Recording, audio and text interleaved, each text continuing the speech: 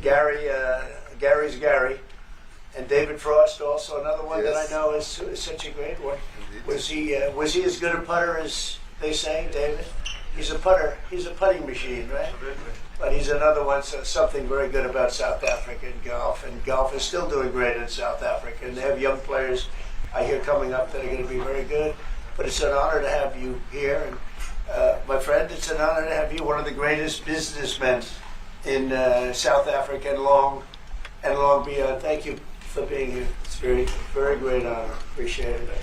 So we're going to be discussing certain things. As you know, we have the G20 is going to South Africa. When is that going to be? In November. In November. Thereafter, I hand over to you. And yes, we have it next you year. originated the G20, so I'll hand over the baton to you, right. and then you lead the That's G20. right. We're going to have it. Yeah. We're going to have it the following year. Yeah. We'll be discussing many things, and some of the things you've been reading about in the papers, Yes. the media. And I would say that, look, the president is a truly respected man in many, many circles, and in some circles he's considered a little controversial. But we're going to be discussing some of the things that are taking place in South Africa and see if we can. So I hear that he kind of put dude on Front Street because I guess they are trying to, harm like white farmers and stuff like that. So, but the guy, he's at the White House. He wants some money. And they kind of just like, air him out, like let him see like what he's been doing. Shout out to MMR Magazine, Deontay Kennedy, U.S. MAGA. Shout out to y'all, Mike Ferranda. And we want to help. And we've had a long relationship with South Africa.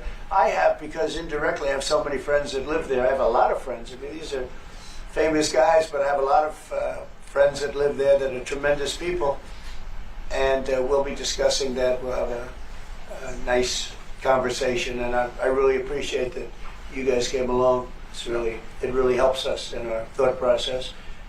But it is a great honor to have you, and I appreciate you called. He called. I don't know where he got my number, but I picked up. And he said, "I want to come over and see you." That was my honor, and thank you very much for being here. You're most welcome. Thank you so much. Well, thank you very much for welcoming us to this reformed White House. I've been here before, and it looks really fantastic. I must congratulate you. Thank you. But I also thank you for allowing our delegation. This is a very mixed delegation that you've got. We've got people from government, my ministers. I've got someone from the trade union movement who we really collaborate with, and from business as well, and our sporting legends. When I spoke to you, you said, yes, come along and bring Gary Player, bring any else. What's up, Tony? I brought the two of them. Have y'all seen this? Gary Player, I spoke to him, and he said, look, I'm getting rather on in my years, but wishes us luck in this discussion with you. So it's a real joy, and I'd also like to thank you for allowing your people to start discussions with us at the trade level. I mean, we are essentially here to reset the relationship between the United States and South Africa. Yo, what do we get from South Africa? Let me look. For us to have like some sort of trade situation. Let's see. Long-standing partners in many, many ways. We've collaborated in many fields, in space issues, in energy, and in trade. And we therefore need. So it says we get pearls, precious stones, metals, coins, vehicles other than railway, iron and steel, aluminum. Yeah, we get like 518 million worth of iron and steel. Aluminum, we get 399 million worth. Pearls, precious stones, and metals. Ooh, we get 8.47 billion. Vehicles, 2 billion. What vehicles are we getting from Africa? To reset that, particularly in the light of some of the announcements that you made on trade. Yeah, we get a lot of stuff. We get a lot of stuff from Africa. Machinery, nuclear reactors, boilers, 292 million worth. What? Edible fruits, nuts, peeled citrus fruits, melons, we get 266 million. Organic chemicals, 226 million worth. Electronics equipment, 149 million, 140 million. We got a lot of stuff from them. Investment.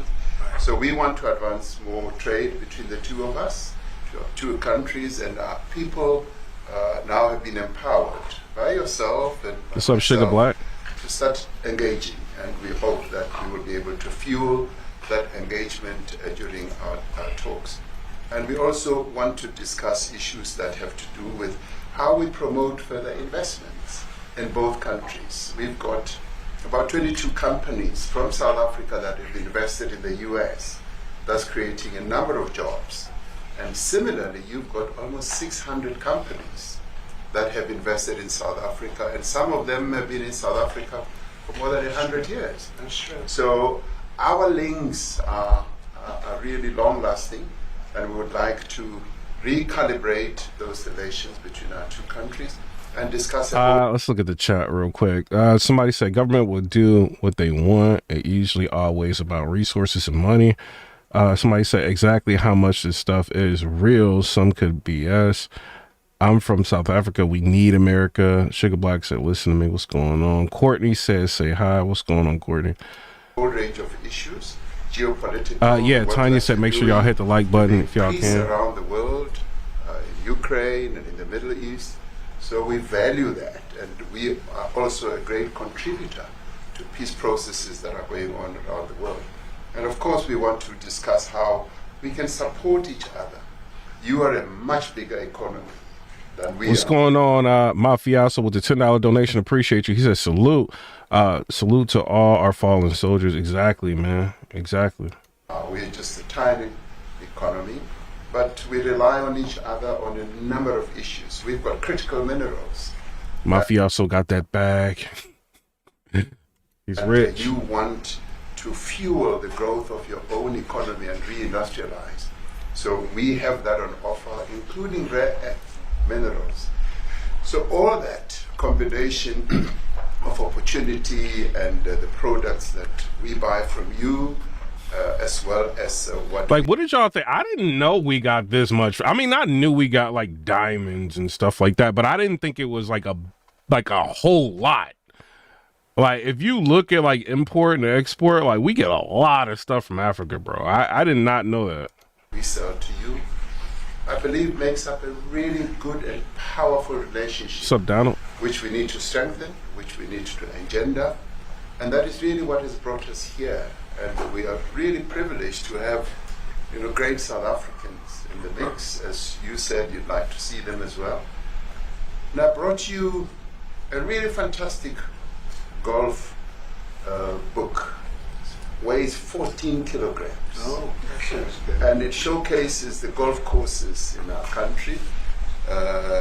Johan Rupert wrote preface. So he's bringing them gifts. He comes bearing gifts. A golf course book. Bro, I don't want no golf course book. That ain't fun. No, but Trump like golf. Vinny, he said the skinny woman with the red lipstick later announced it is treason to talk about such nonsense of the white genocide.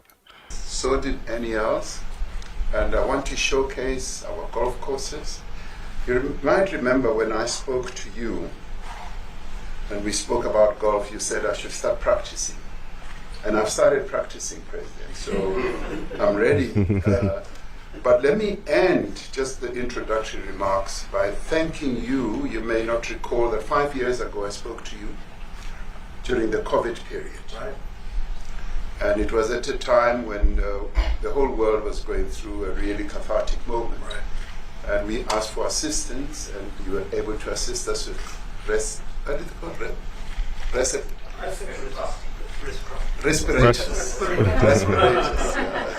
Respirators. And you kept to your word, and you delivered respirators to us.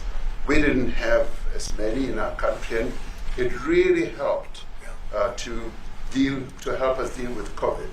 So I'm here also to say thank you and to thank the people of America for having helped us during a really difficult time. Being the small economy that we are, we needed help from around the world.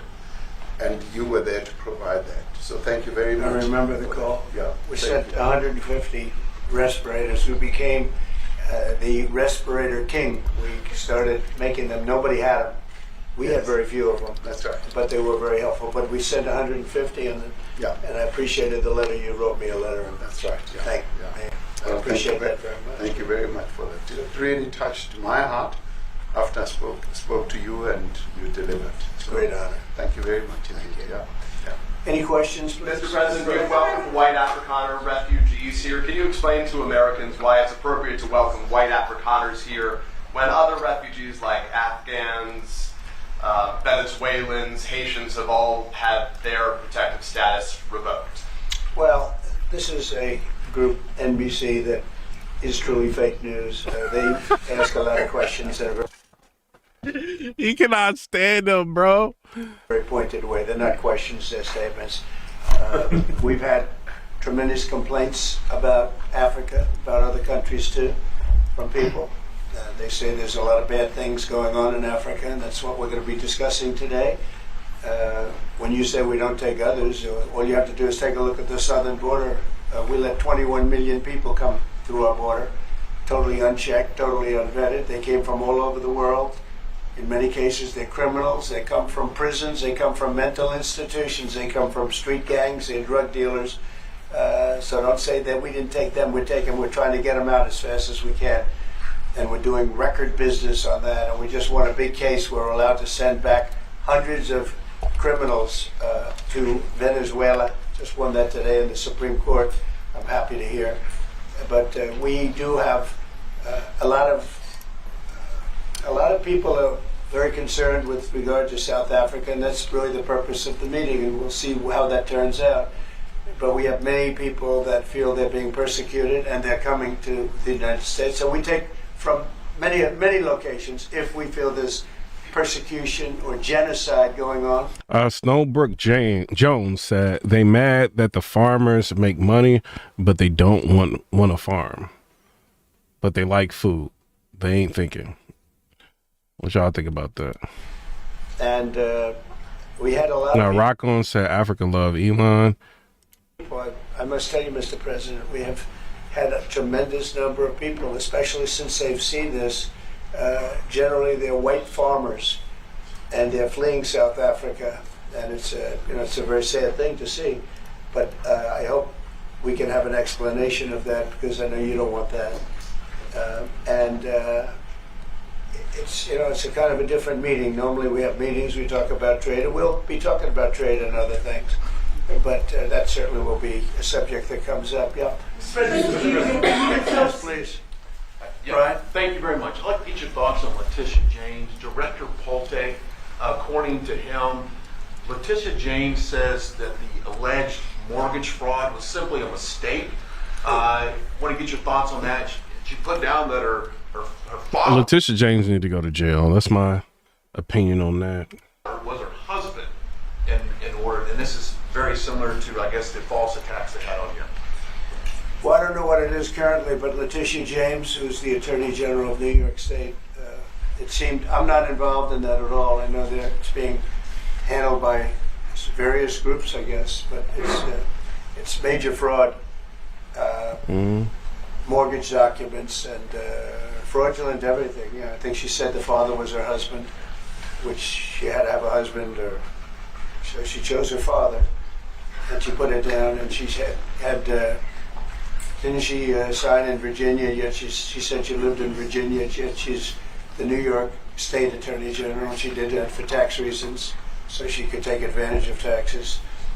And she had the wrong number of units. She had a much different number, which wouldn't have allowed her to qualify and scam the government. So I don't know. Yo, Letitia is in a pickle, man. Like, cause it's like, yo, you got the president of the United States now talking about you. She should never have went after him, bro. I think she's very bad for New York, but I really don't know too much about it, but I appreciate the question. Yes, sir. Thank you very much. Yes, Yes. I see y'all hitting the heart. Shout out to y'all. To be convinced that there's no genocide. Please. Thank you, Mr. President. So May 25th will be the celebration of Africa Day. which pretty much a lot of celebration will be taking place around the world, including here in the United States. What is your message to the entire African continent, African people in this important occasion? Well, I want to see peace, and I want to see happiness. I want to see health, and you have incredible land. There's tremendous value. A lot of countries don't have that value in the land. The value you have. We have a situation. I think you probably heard about it. We've done through some very talented people helped settle a war that's been raging for years, Rwanda and the Congo, and I think we've done it. Believe it or not, I think we've done it. And could you just say a few words about that, my friend? Yes. A couple of weeks ago, the two parties signed a declaration of principles in which they've agreed on the way forward. And they have both submitted draft peace agreements. And we have put together one that incorporates both of their suggestions. And we've given it to them. So we're in the process of finalizing Looking this. good, right? Looking very good. We have to thank you for even those efforts, because the African continent, particularly SADC, our Southern African Development Community, has for years been seeking to foster peace in the Democratic Republic of the Congo. So all efforts, including those from outside the continent and inside the continent, are really worthwhile. We are removing our troops from there so that peace can then prevail in that whole area. And we hope that with the support of the international community, we will really have peace in that area. It's so vital, it's so important for the whole region. Well, we sent our people there, and Sugar Black. I think we did a very good job. I sat in by my friend, and that was great. You said the world needs Africa to be number one. Why? I mean, I'm just hearing phenomenal reports, because all I'm hearing is... And then Mars said, President Trump really loves this country. He wants everyone to have a great job. I hope that he is successful in the building lots of manufacturing plants. Death, and they're chopping heads off, and it's horrible over there. And it was really brave of you to go there, and I really appreciate it. And it looks like we have something very, very substantial. We also talked about trade with them in terms of rare earth and all, but really more for it's like if you take a look at what we just did with Pakistan and India. That's really insane that they are doing that to people in Africa, and he's just sitting there like ain't nothing going wrong.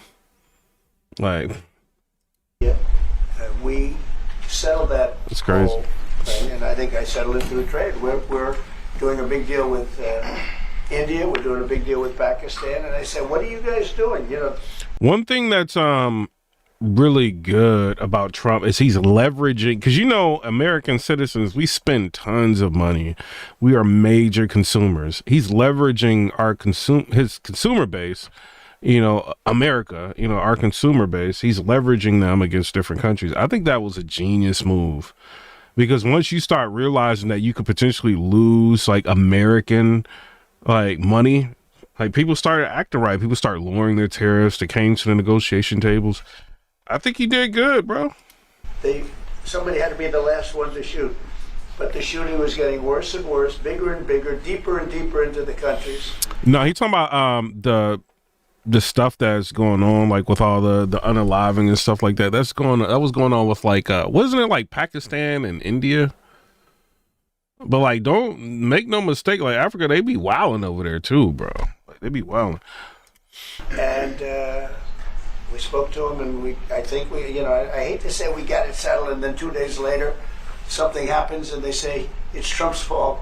But Pakistan has got some excellent people and some really good, a great leader. And India is my friend Modi, and he's a mutual friend. Yeah, he's a great guy. And I called them both, and we just did something good. We tried to settle Russia, Ukraine. We spoke with President Putin for 2.5 hours the day before yesterday. I think we made a lot of progress, but that's a bloodbath. 5,000 people are being killed a week. 5,000 soldiers a week, not including people in cities and towns that are also crazy being killed. So we're trying to help. Crazy. And You would it recall- doesn't affect us. It's not our people. It's not our soldiers. It's Ukraine and it's Russia. But if we can save 5,000 souls, we'll do it. You know, we're pretty good at it. But that's a bad situation. That is a really bad situation. Well, you'd recall when President Zelensky was coming to South Africa, that's when I spoke to you. That's right. We both agreed that we need to push the peace message so that there can really be peace. And we've been involved in the Ukraine-Russia conflict. Hold on. Somebody said Trump can't define oligarchy. All right. So what makes you think Joe Biden is more intelligent than Trump? Are you guys like okay with them hiding, like him having like that diagnosis that we just found out? And I don't want to hear anybody say, oh, well, there's no way for them to know. They can check to see like if you have things in your blood that's indicators of you having like prostate situation like that. And he had the best healthcare in the world and was getting tested on a regular basis. You mean to tell me they couldn't find any of that? Biden couldn't stay awake. Like, remember that Biden went to Africa, couldn't stay awake. The dude can't walk up steps. He can't walk in the sand. He can't hold a conversation. He doesn't know what's going on. Why in the world do y'all feel like he is smarter than Trump? He couldn't sign executive orders on his own. They were using auto pens and all of that. Like, what? Like, I'm trying to figure out why do you guys feel like, because you guys will say things like, oh, well, Trump don't even understand what oligarchy means. Like, what are you talking about? This is one of the smartest, like, presidents we've ever had. Like, I don't really get it. Like, for quite a while through my Minister of State Security here. We've been dealing with them, the exchange of children. And you guys, like, you guys couldn't put anybody smart up against him. You couldn't. Kamala Harris is not going to hold a candle to Trump. Like, let's keep it real. Like, she couldn't hold a candle. That was a sweep. I don't care what you say. He won by like 1 or 2 million votes. Like, she couldn't hold. You guys don't have anybody that can go against a person like that at all. Am I lying? Tell me I'm lying. I'll read your comment. Tell me I'm lying. I don't think I'm lying. Taken away. I mean, it's obvious he became president. Going through names and addresses and all. Then this guy, which another thing I don't understand, right? As Trump has pretty much fulfilled a large amount of his promises, right? The only thing, like, he signed a bunch of executive orders. He's got a trifecta. He's got like the House of Representatives, Senators, Congress. He got all of that, right? So he's got a trifecta. He's got control, like, over, you know, all that, right? But it's like they're not putting his executive orders into law. So this comes down to like the Republicans that are in office. It's like, all right, he's laid out the groundwork for y'all to be able to do this, you know what I mean, and change the country. He's done his part. In my opinion, I feel like Trump has done a lot. He's done his part. Now it's going to come down to the Republicans whether or not they're going to start passing stuff is the issue. So we've been invested in that whole process as well. And the moves that you are making are fully supported by us because we would like to see the end of that war. Sure. I called Zelensky and they said, he's in South Africa. I said, what the hell is he doing in South Africa? He was talking to And us. we got this straight. I said, that's a strange one. I said, what are you doing in South Africa? The only thing, and if I'm being real, right, Trump, like, he may be like under fire. A lot of people think that his new bill is like doing Medicare cuts, right? But some people argue that the Medicare cuts are only for people who are abusing the system. So I don't know, man. Like, I would have to look into that more. But I mean, other than that, like, I mean, most of, like, what is he said he was going to do that he didn't do? Like, I don't really see it. You said tax cuts for the rich. If you look at his middle, the tax plan for the middle class, whatever, he even like, was trying to go after like, sports team owners and making them pay their fair share of taxes. Like, he was doing that. So, and then he was trying to give the middle class one of the biggest tax breaks that they've ever had. So I don't know, man. It's like y'all are arguing against this guy, but when you what is the tax breaks for the rich that you guys are talking about? Like, I'm trying to figure out.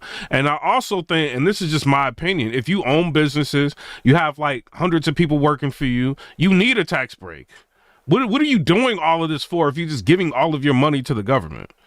right? People are depending on the job, whatever. People can afford to pay their mortgages, their car notes, provide for their family, stuff like that. Like, you should be able to get some sort of a tax cut. Like, y'all don't think they should? Y'all think they should just pay all the taxes and supply everything and like pay some of your like insurance and all of that and they get nothing? Like, what is the incentive for creating business? You know what I'm saying? Like, I work. I don't own companies. You know what I mean? Like, that's a whole headache I don't want to do. I mean, I got a company. It is what it is. But it's like, it's small. But, like, I don't own, like, no Fortune 500 company. So in something like that, I mean, it ain't a company. It's a business. But something like that, that's big. That's major. You paying lawyers. You got all these people on retainer. You doing all this stuff. Bruh, you need, like, some sort of tax break. We keeping it real. So he got to give them something. Like, it's like they're supplying the job. Otherwise, go to another country and create your company. Like, there has to be some sort of incentive for people to create companies. But I didn't see like a whole lot of tax like benefits for like businesses and stuff like that. But I would argue that they should have some. That's my opinion. Okay. Yes. That's a strange one. He's trying to make peace. We taking him. We were lucky because we had the great Nelson Mandela, who taught us how to create peace, to make peace. So we were imparting some of those lessons to him. Scott said, "Are you aware how he?" And y'all, the super chats is open too. I'll be responding to a lot of these comments for free. This video is probably gonna get 50,000 plus views. Now he's saying something like he committed business fraud for over a decade. Why is he not in jail doing all this? Why is he not in jail? Like, the people that were prosecuting was some of the most fraud people out here. What's her name? Fannie Willis or whatever. She was a fraud. Letitia's a fraud. Like, what are y'all talking about? Like, if you are a business owner, like, I think y'all be mad that he don't be paying a lot of money in taxes. He's still, even when he does pay taxes, he's paying more than you would ever pay in your lifetime in taxes. You know what I mean? But if the codes are written so that business owners don't have to pay a lot of money in taxes, why are y'all mad at him and not the people in office that make it like that? That's what I don't understand. He's taking advantage of what they put into place. Like, what are y'all, like, mad at him for? Y'all just want him to just give all his money away and then y'all still not like him?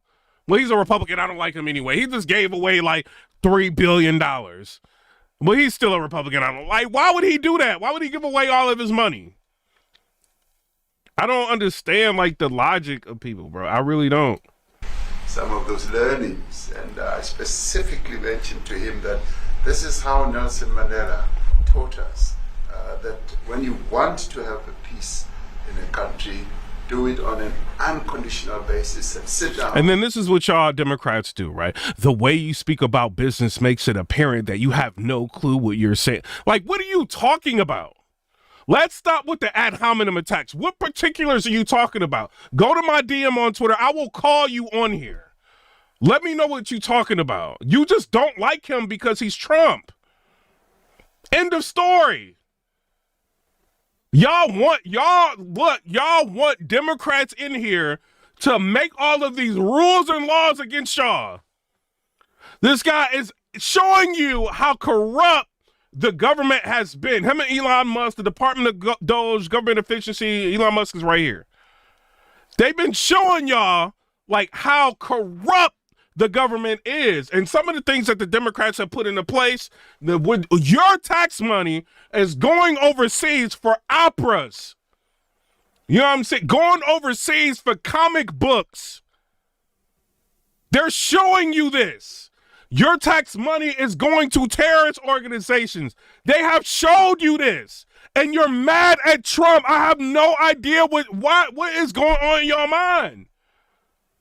Y'all mad that he's showing you? Elizabeth Warren mad at Trump. Why is she mad?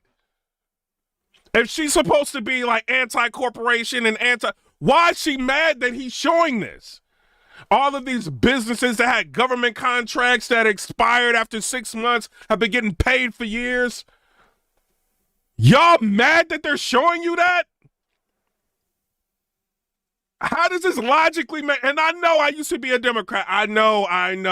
I used to watch the fake news. I used to watch CNN. I used to listen to the Breakfast Club. I used to like all of that. The fake news, NBC, the fake news. I used to watch it too. CBS fake news too. I don't care. They're fake. Right? I used to watch it too. I understand. It is hard when somebody is challenging you. $20 donation, Mafioso. He said, why are the black race hustlers who call themselves African Americans talk about the current slaves in Africa who enslaved their own people? Where is the outrage? Crickets. No money can be made unless it's towards whites. Y'all tell me what y'all think. He said it. Read it again. Since he a $20 donation, we're gonna read it again. Why are the black race hustlers who call themselves African Americans talk about the current slaves in Africa? That's actually a point. Why aren't people talking about that? There are people who slaving away in Africa. Nobody's saying anything about that, right? He said slaves to their own people. Where is the outrage? Crickets. No money can be made unless it's towards whites. 100. So I don't know. Y'all tell me what y'all think. He's saying it. You know what I mean? I'm not saying it. He's saying it. Where is the outrage when this guy? Like, I don't know. But I don't like, I do not like, and I'll be like talking to like people in real life, like, why don't you like Trump? Like, what did he do? He's racist. How? Tell me how he's racist. Well, I don't know. He's a misogynist. Okay, well, you said he's racist. You can't point out how he's racist. Right? Because then you got to go like, you got to show like, that he didn't support Jesse Jackson. He didn't like help Russell Simmons. He didn't do, you gotta like all of these things you gotta start taking away from him. His wife ain't even white. So it's like they can't do that. So then they go, oh, he's misogynistic. It's like, y'all don't know what, y'all just don't like him. Like, this is crazy, bro. And talk. And that's precisely what I'm sure he's going to heed. Then Zelensky has been getting hundreds of millions of dollars from Americans, hundreds of billions of dollars from America, right? What, like 190 billion, some crazy, like probably even more than that, right? He stopped that.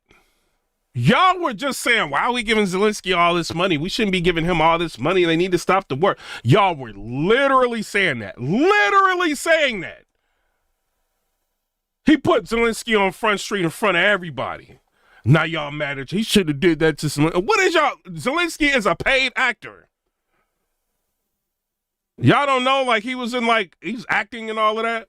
This dude just running around getting money, trying to keep the war going. Trump sat him down and said, no, we need negotiations. We need a ceasefire. He didn't want to do it. But y'all mad at Trump? I don't understand it. Y'all is crazy out here. Oh, well, he don't know how to spell oligarchy. Like, what? We're going to see what happens with that when it's there's a lot of hatred. Yeah. There's a lot of... Then y'all Democrats don't have nothing to say. What about all them Democrats that was out there tearing up Tesla company cars? Or tearing up like citizens' cars that have Teslas. Y'all ain't say nothing about that. The fake news, CNN didn't tell people to stop doing it. NBC didn't tell people, CBS didn't tell people to stop doing it. MSNBC didn't tell people to stop doing it. None of them told people to stop doing it. The View didn't tell people to stop doing it. They tried to ignore it, right? And another thing is Greenpeace, right? A lot of those people who believe in like green energy and electrification and Priuses and Teslas and all, a lot of them are Democrats. So y'all end up messing up y'all own people's cars a lot of times because y'all don't like Elon Musk showing y'all that the government has been corrupt. I don't understand that. Like that was the craziest thing to me. It's like you're that mad that he's showing you the government is corrupt that you're tearing up Teslas and putting yourself at risk to go to jail. Like, what? Insanity, bro. A lot of death. It's a bloodbath. Y'all like messing up old people's cars and stuff like that. Like they come outside like, why is my car? Like we've seen cars in handicap spots like being destroyed because people don't like Trump and Elon Musk. Like what? Y'all is crazy. Insane. And some people like, yo, I'm Democrat. Like, why do they even, like, they don't even Jesus, bro. Y'all be letting this left-wing media just brainwash y'all, bro. It is. I get the Unfortunately. I get the satellite pictures of that field, of that killing field. Mm-hmm. You never saw anything like it in your life. It's horrible. It's a horrible thing that goes on, but I think we've made big progress. South Africa, Yeah, please go ahead. Thank you, Mr. President. Gaza No, not you. Right here. He's from South Africa. Go ahead, please. What are you expecting on the ICJ case? Are you expecting South Africa to drop that? Is that what you're trying to On raise? which case? The ICJ case against Israel, Criminal justice. International Criminal Court. I don't expect anything, to be honest. I really don't. I don't know. It's they've got a case. There's a lot of anger there, tremendous anger. 43,000 views. Hit the like button if y'all can. I don't expect anything. We'll see what happens. We'll have a ruling, and who knows what the ruling is going to mean. Yeah. On that subject of Gaza, Yeah, and he's cleaning up Biden's mess. Cleaning it all the way up. You're selling out because you want America back. Like, what? So you're cool with, like, Biden just allowing all of these countries to have an advantage over America instead of America? Did y'all hear when Trump was talking about why pharmaceutical companies charge other countries less? And we're finding out that these other countries are being subsidized by Americans, that the Democrats put this stuff into place, and he's trying to overturn it and reverse it so that we in America can get lower cost pharmaceutical medicines. Like, y'all just ignored that? It's insane, bro. Mr. President, are you going to be speaking to Prime Minister Netanyahu about Israel's renewed offensive there? There's been a lot of concern from European countries. The Pope has expressed concern. Are you going to be asking Prime Minister Netanyahu to tone down the offensive in Gaza, to let more aid in? Was that a question or a statement? It's a question. This guy's, you never change. Mr. President, decide what will it take for you to be convinced that there's no white genocide in South Africa? Well, I can answer that for the president. It's for him. No, seriously. I'd rather have him answer. Yeah, I'd rather answer. It will be. My president will respond to you. Yeah, let me. Thank you, Mr. President. It will take President Trump listening to the voice. Mafia with the $10 donation, he said, Piperboy, these left-wing lunatics are only mad at Trump because their daddy Democrats told them to. They can't think for themselves and depend on the media to think for them. LOL. Yeah, I mean, I don't think you lying. I think you right. I think it's a lot of indoctrination. Bro, like, I was, like, Democrat. And I could not, like, when I would have to, like, argue with a Republican, I would just be like, yo, like, what am I really arguing here? Like, you know what I'm saying? Like, they be making sense. Like, no. So I started studying both, and like I became like a Republican, bro. Like, I don't really understand the whole like the Democratic side of things. Like, I don't. Like, let's create all of these companies or all of these branches of government that don't do anything for American citizens and keep taxing people more. And then like you get, you know, I moved to Tennessee, Nashville, Tennessee. Great. Taxes, everything was good. When them Democrats started moving in here and became mayor and all of that, and then like the property taxes went up, and like, I'm like, what is this? They like, oh, them Democrats doing that. You know, it's like, bro, like y'all just be doing too much. Like, y'all know I'm not rocking with Democrats, bro. I'm not. Of South Africans, some of whom are his good friends. Then the whole COVID situation, they wanted to shut down the whole country.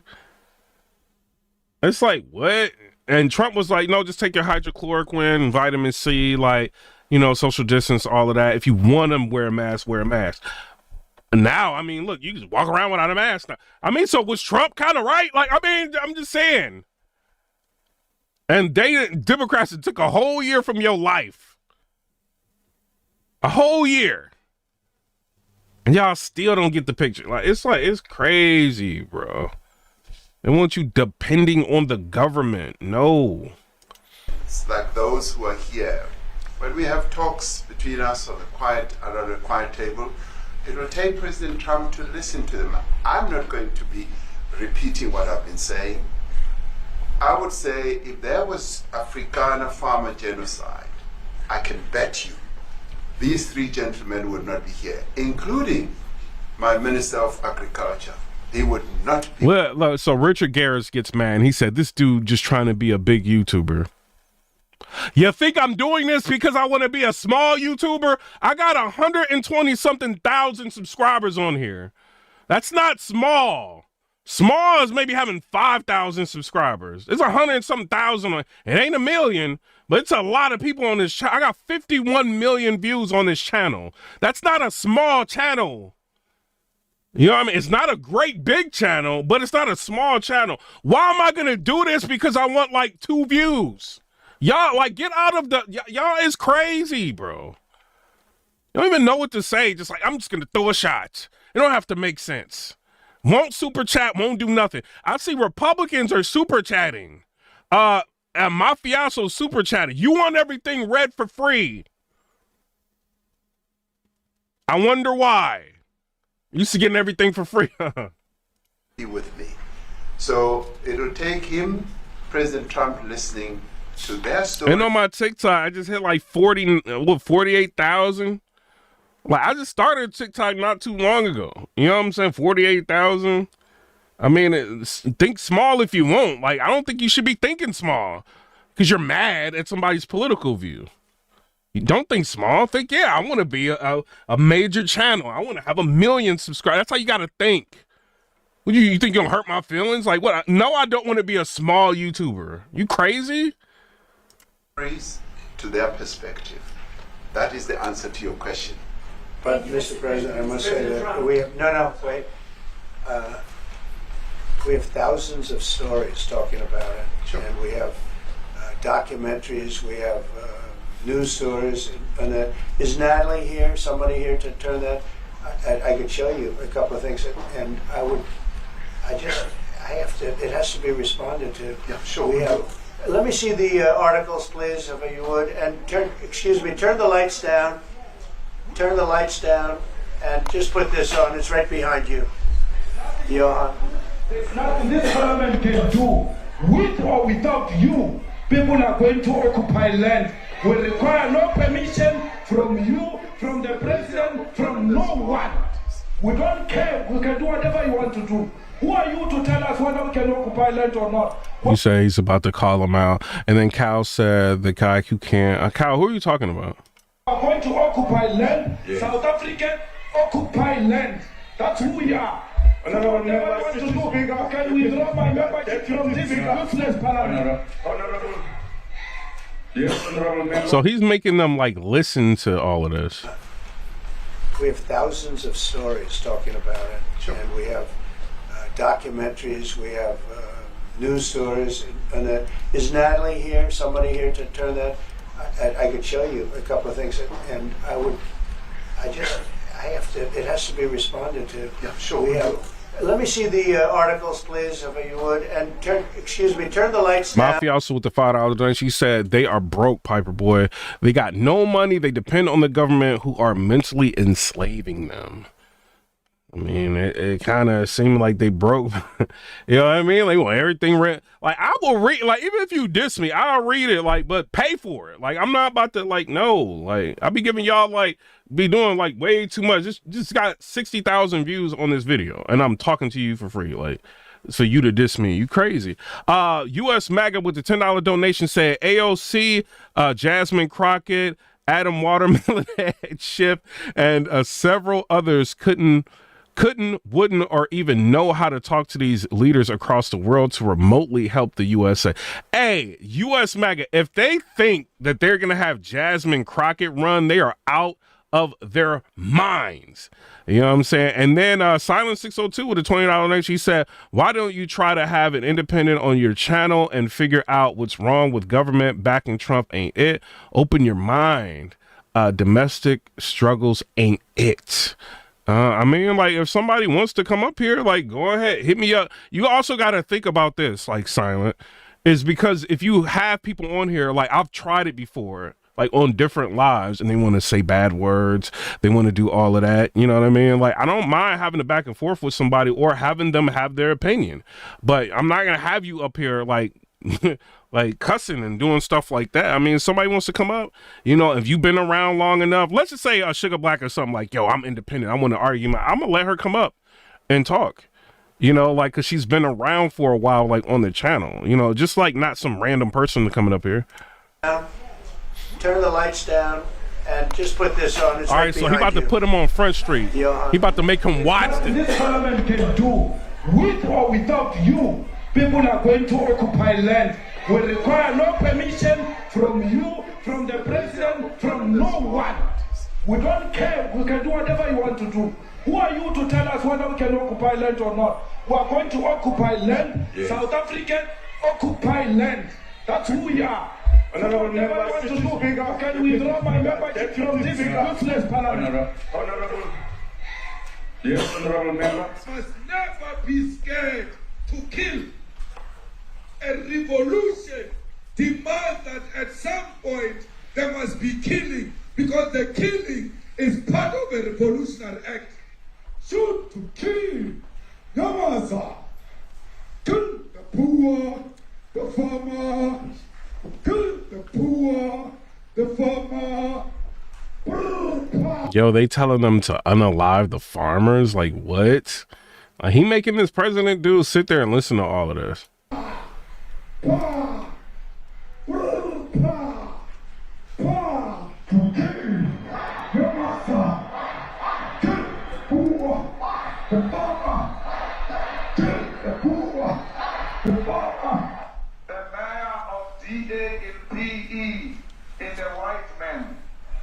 So these people, when you want to hit them hard, go after a white man. They feel a terrible pain because you have touched a white man. Not because Mashaba and Soli will not be touched. They will be touched, don't worry. But we are starting with this whiteness. We are cutting the throat of whiteness. It's shoot, kill, Yamaza. Kill the poor, the farmer. Kill the poor, the farmer.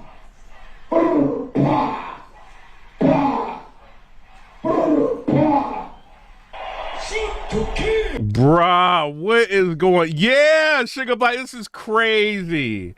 They talking about unaliving like white farmers.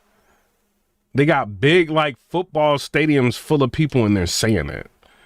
And so Trump is like, oh, y'all ain't saying stuff like this? Okay, let me let y'all see that y'all be talking like this. Yo. Come on, sir. Kill the poor, the farmer. Kill the poor, the farmer.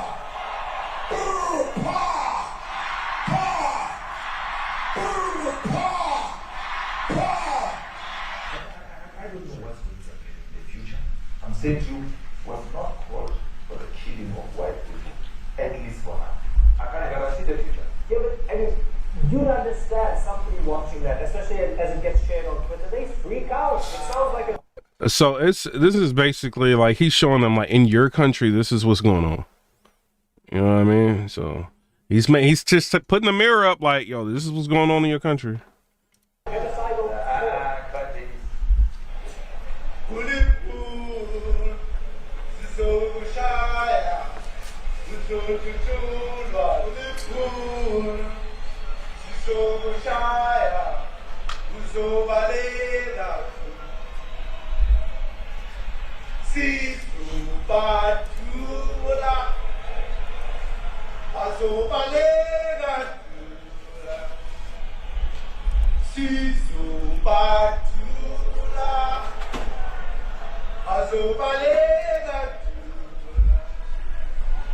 Who will expropriate land without compensation, whether they like it or not. If they object, they can seek refuge in America. Now this is great. I don't know what y'all think about this. This is he putting that mirror up. And these are burial sites right here. Burial sites. Over 1,000 of white farmers, and those cars are lined up to pay love on a Sunday morning Each Yo, that's crazy. So they have been unaliving like white farmers, and he said there's hundreds of like burial sites for like white farmers. Like that's crazy, bruh. No, Africa, you like is wilding right now, bro. one of those white things you see is a cross, and there's approximately 1,000 of them. They're all white farmers, the family of white farmers, and those cars aren't driving. They're stopped there to pay respects to their family member who was killed, and it's a terrible sight. I've never seen anything like it. Both sides of the road you have crosses. Oh my gosh, thousands. This is crazy, bro. Yeah, and you're the president and you can't do nothing about that. Like, man, what? Yeah, like, but I like that he blasting these people, man. Let them see like the craziness that they doing. Those people were all killed. Have they told you where that is, Mr. President? No, I'd like to know where that is, because this I've never seen. But, okay. I mean, it's in South Africa. So how does he not know? He said like, yo, did they tell you where this is? Like, cause I've not seen, how do you not know thousands of white farmers are dead in South Africa? Like, how do you not know that? And you're the president of South Africa. Like, how, like, is he only like the president of certain areas in South Africa? I'm trying. How do you not know this? You know, Mafioso with the $10 donation, he said, imagine if Africa was all white country and they are chanting to unalive black people in Africa, and white president in Africa doesn't say anything about it but deflects. It would be outraged all over. Exactly. This is insane. Like, how do you not know this many people have been taken out? You know what I mean? Because simply they are white farmers. Like, how do you not like know that?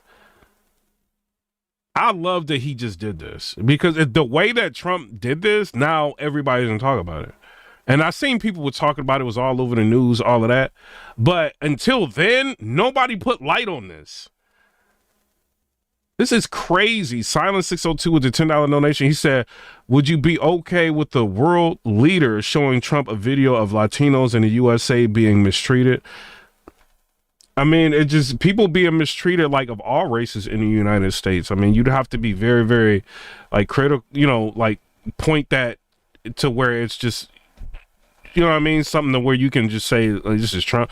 But, like, the whole, like, being mistreated and being unalived is a crazy difference. You can show, like, thousands of people being mistreated, which is bad, all right? But if you seeing like crosses of thousands of people on the road and their families are coming to visit and pay respect and nobody's talking about, that's a bad situation, bro. Like, you can't even like put those two together for real. You know, like, no, like, I'm not mad at, like, I mean, how could you get mad at Trump for doing it? How would you feel, Trump? Like, no, like, he needs to be putting this on Front Street so people can see how crazy they are over there.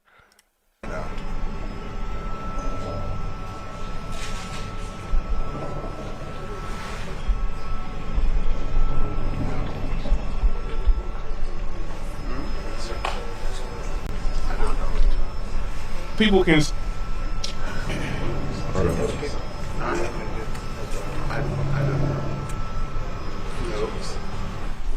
Okay.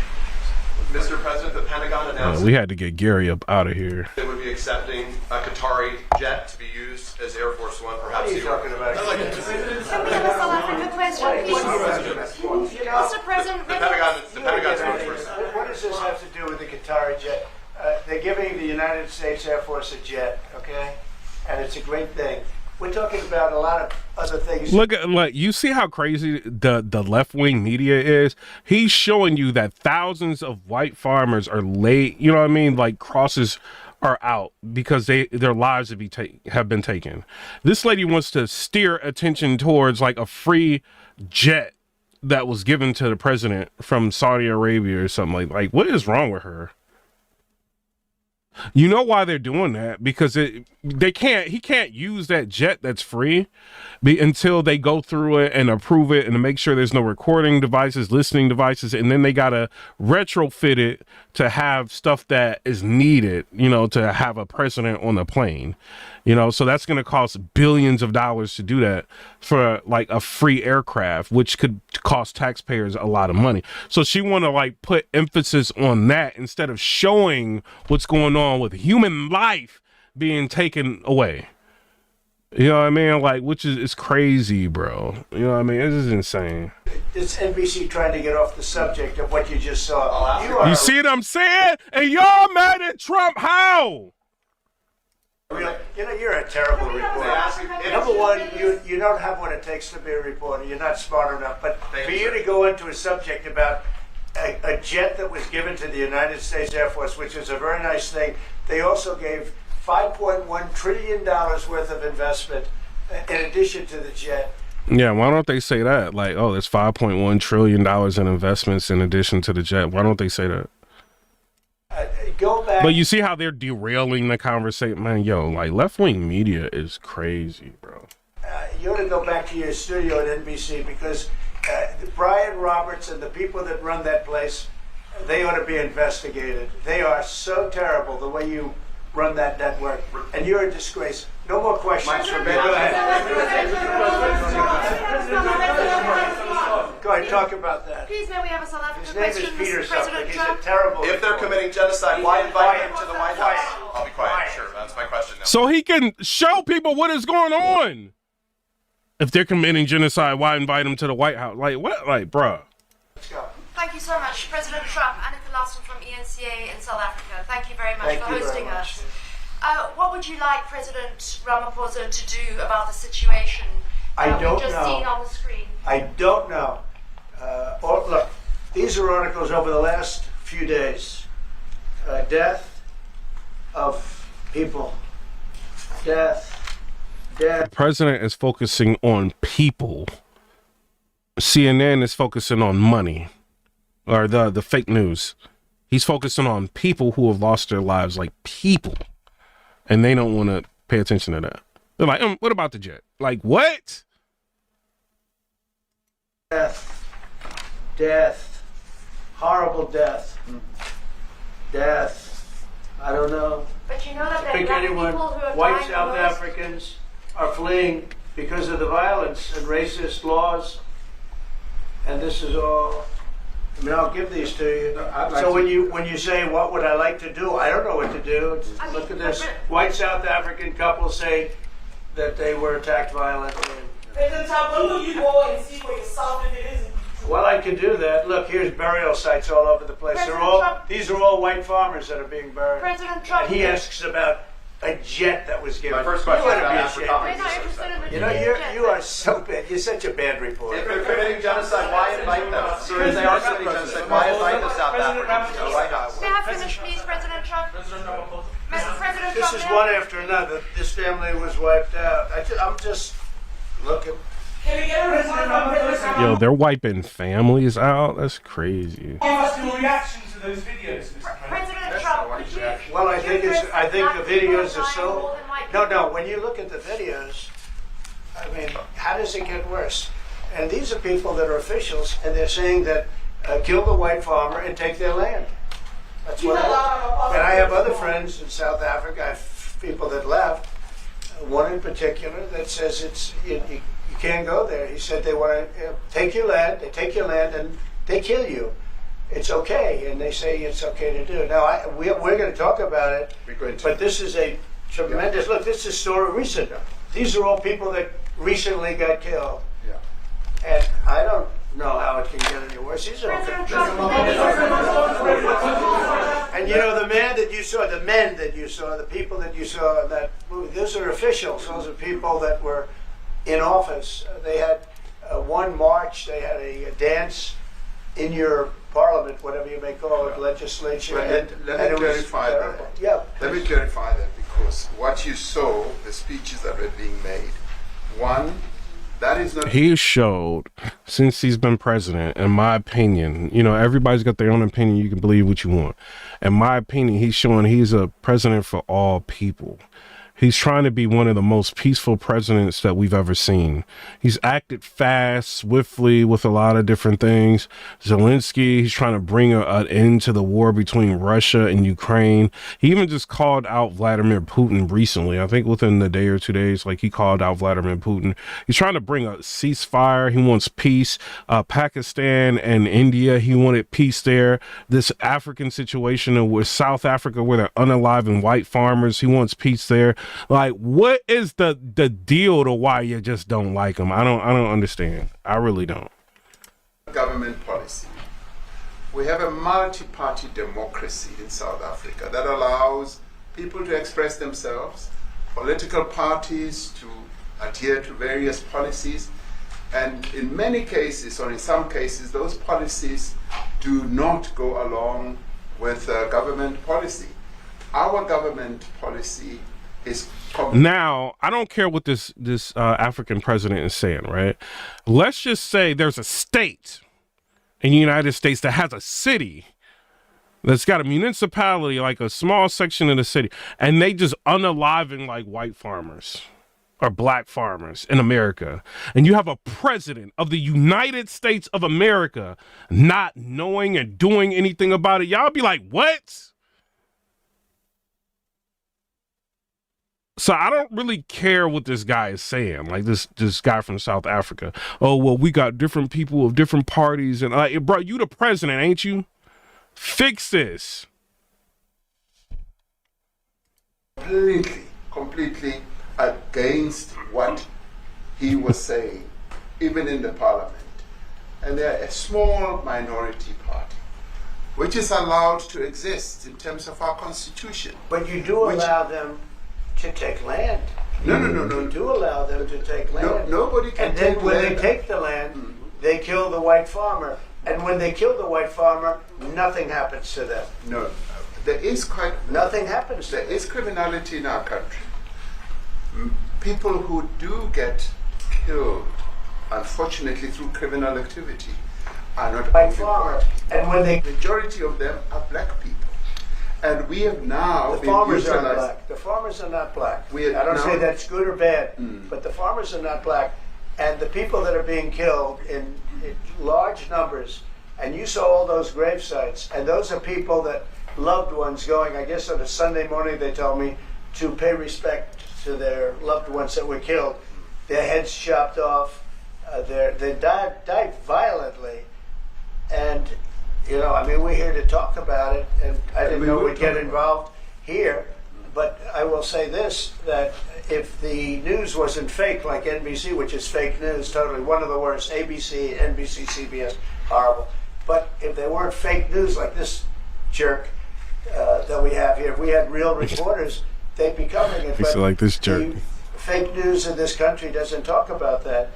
They don't want to talk about it, but now they have to talk about it. But they won't. This won't even be a subject. They'll have him talking about why did a country give a free, think of this, why did a country give an airplane to the United States Air Force?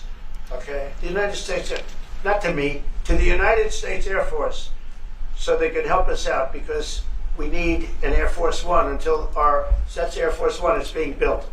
2 of them being built. But Boeing's a little bit late, unfortunately. So why did they give us a plane to the United States Air Force? That's what that idiot talks about after viewing a thing where thousands of people are dead.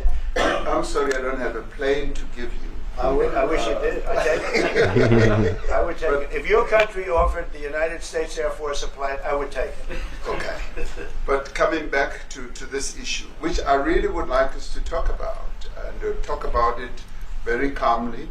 We were taught by Nelson Mandela that whenever there are problems, people need to sit down around a table and talk about them. Well, there are and problems. this is precisely what we would also like to talk about, including, of course, trade matters, investment matters. So the issues that concern you as the United States. Those are all recent. Those are all deaths. Yeah, in many ways, I mean, one should say you are a partner of South Africa, and you are raising concerns, and these are concerns that we are willing to talk to you about.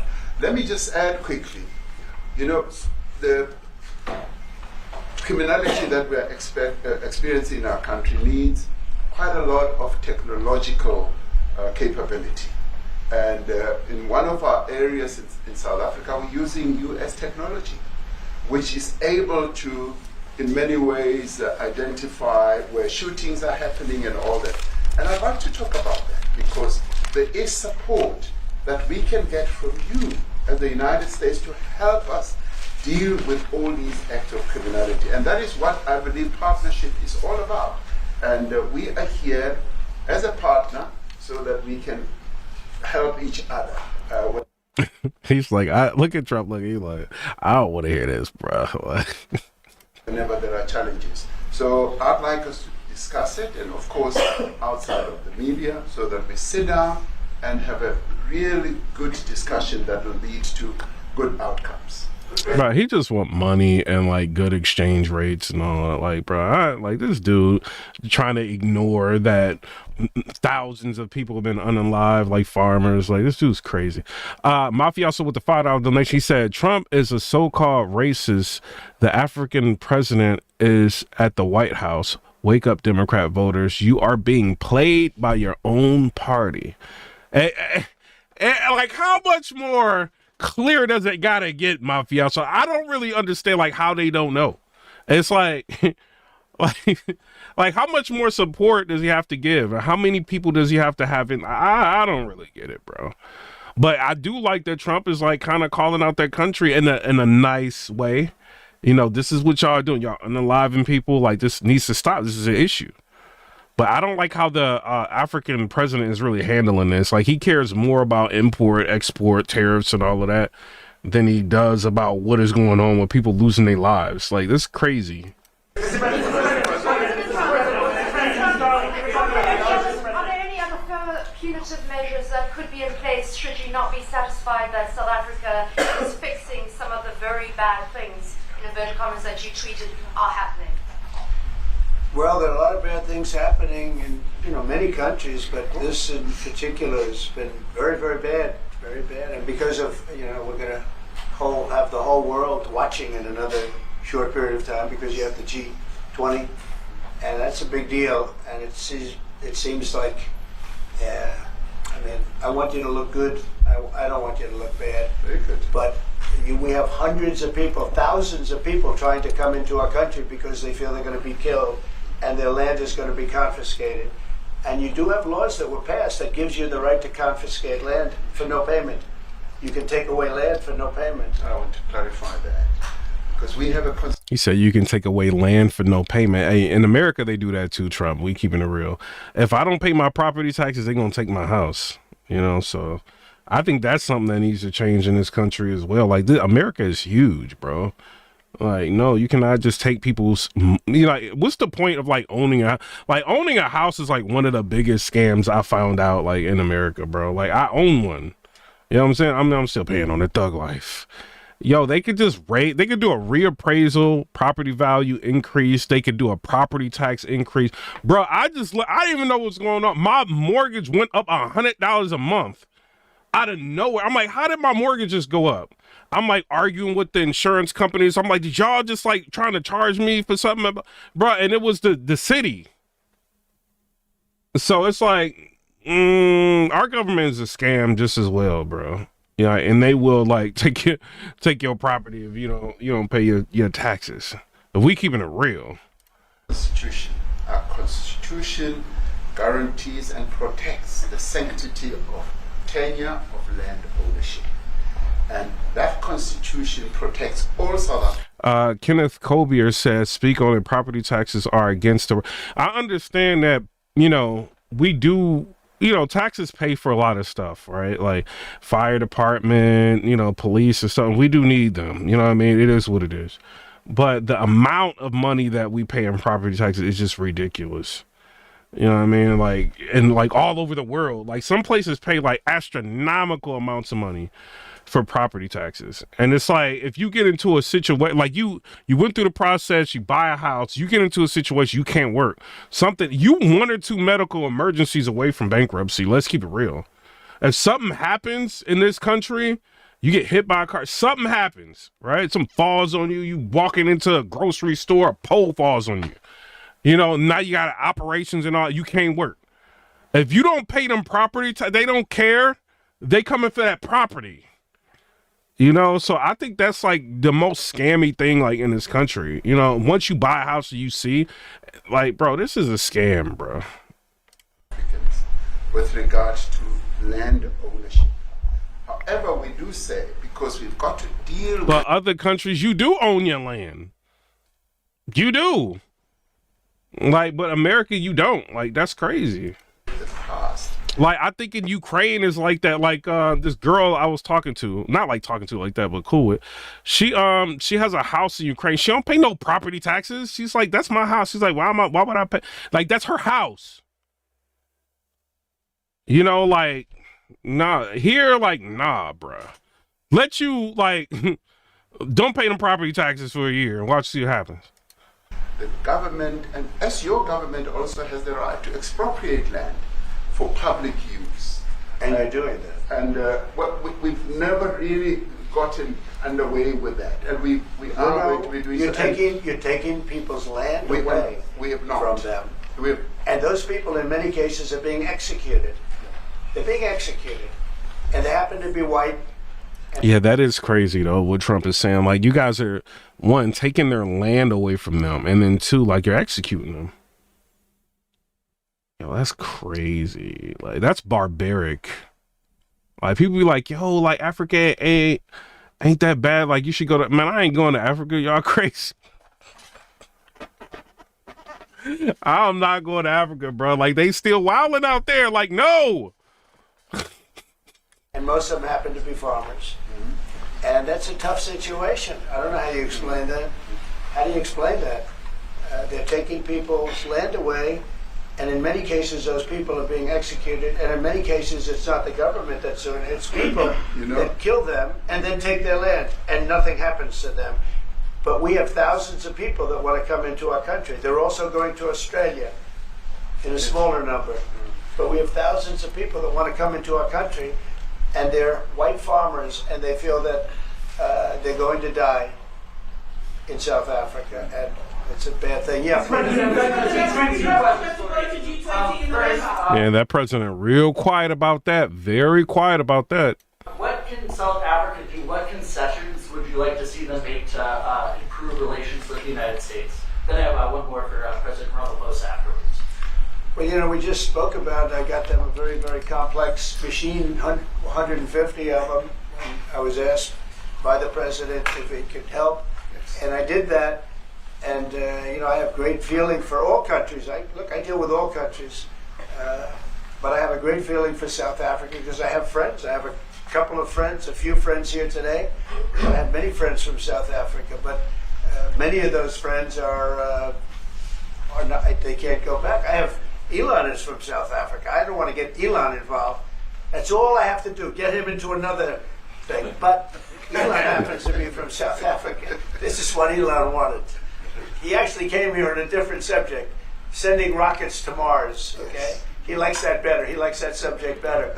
But Elon is from South Africa. I don't... Shout out to Elon Musk. But, you know, Mars is like 140 million miles away, bro. Yeah, I don't think people understand.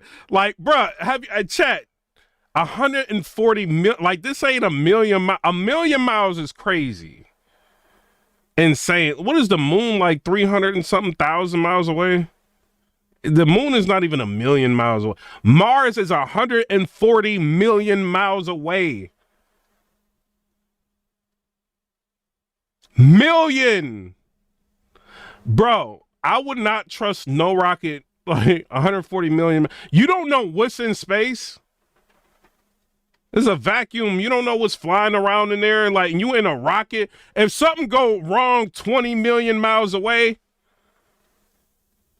y'all crazy? No.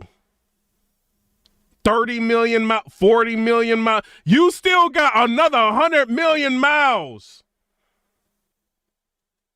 Elon Musk, I got 2 Teslas. You know what I'm saying? I still got 3, but I'm getting rid of 1 because before I start losing money on it. My Cybertruck, I'm losing way too much money on it, so I don't really count that one. So I got 2, right?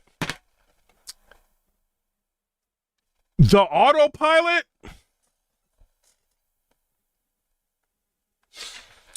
is very unreliable.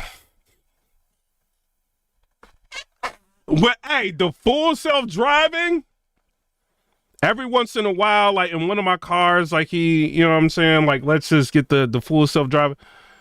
Bro. So trusting Elon Musk, like, I rock with you, bro.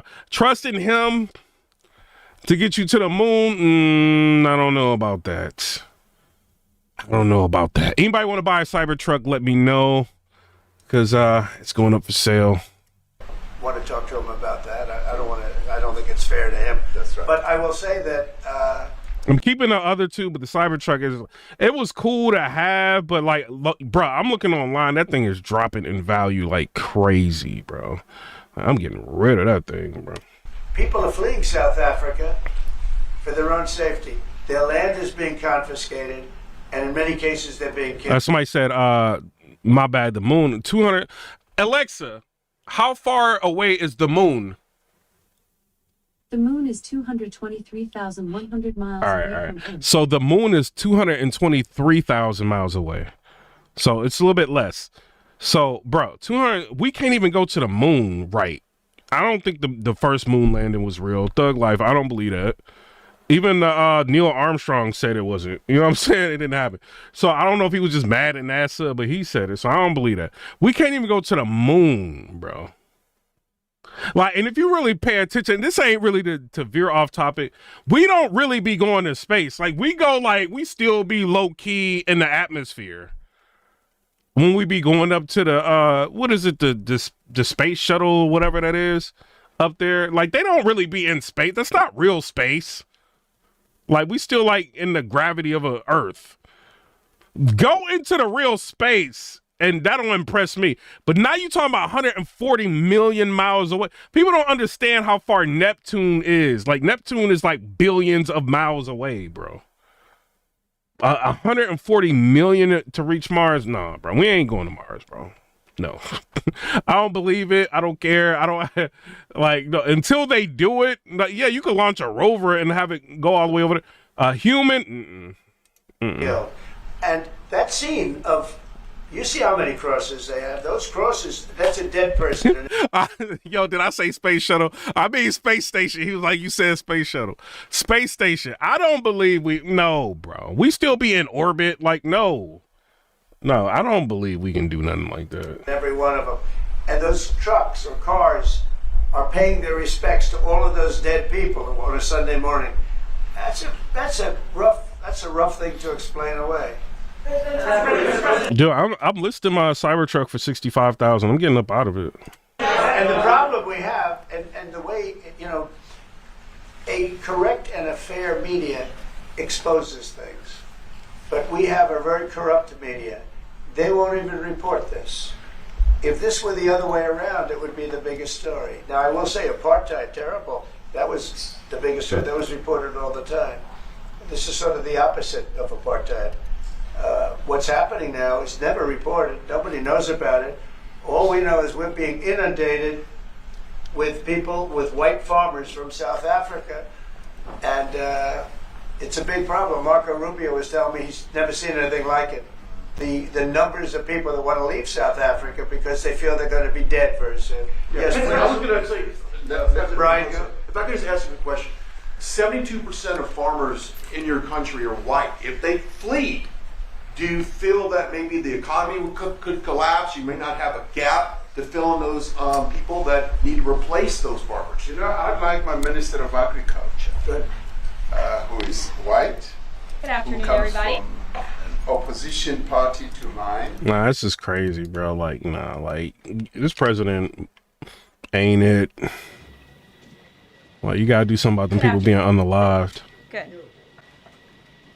President Trump is saddened and outraged over the brutal murder of 2 Israeli embassy staff here in Washington, D.C. last night. Yaron Lashinsky and Sarah Milgram were a beautiful young couple. In fact, we learned that Yaron was planning to propose to Sarah next week in Jerusalem. Yaron's father, Daniel, spoke about the young couple's devotion for one another this morning. He said, "They were in love, one for the other. The embassy told us they were like a star couple at the embassy. I never expected something like this. He had his whole life before him." These words, especially every parent knows, are heart-wrenching. The evil of anti-Semitism must be eradicated from our society. I spoke to the Attorney General this morning.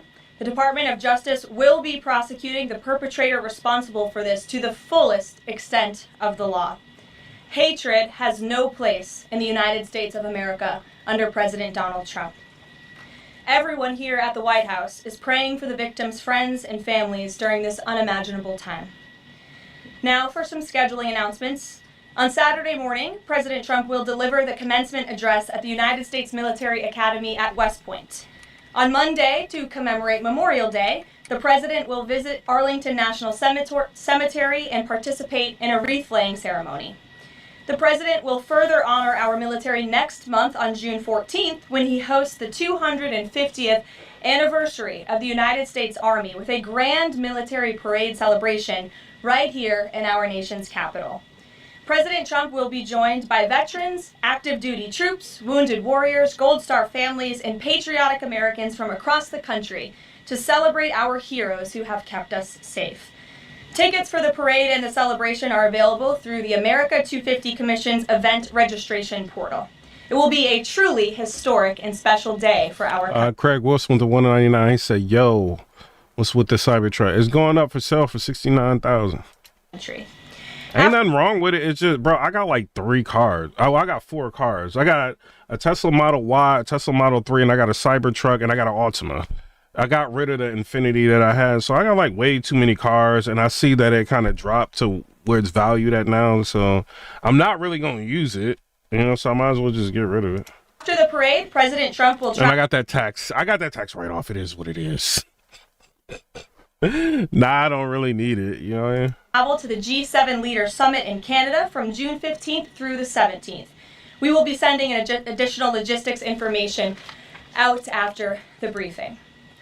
Last night, Republicans in the House passed the One Big Beautiful Bill Act, the most significant piece of legislation in years. There were a lot of good faith negotiations in the Republican conference leading up to the final passage, but as always, It says the One Big Beautiful Bill has passed the House of Representatives. This is arguably the most significant piece of legislation that will ever be signed in the history of our country. The bill includes massive tax cuts, no tax on tips, no tax on overtime, tax deductions when you purchase an American-made vehicle. Yo, that's big, bro. Along with strong border security measures. Pay raises for our ICE and Border Patrol agents. Oh, yeah, that's fire. Funding for the Golden Dome, Trump savings accounts for newborn babies, and much more. Great job by Speaker Mike Johnson and the House leadership, and thank you to every Republican who voted yes on this historic bill. Now, it's time for our friends in the United States Senate to go to work and send this bill to my desk as soon as possible.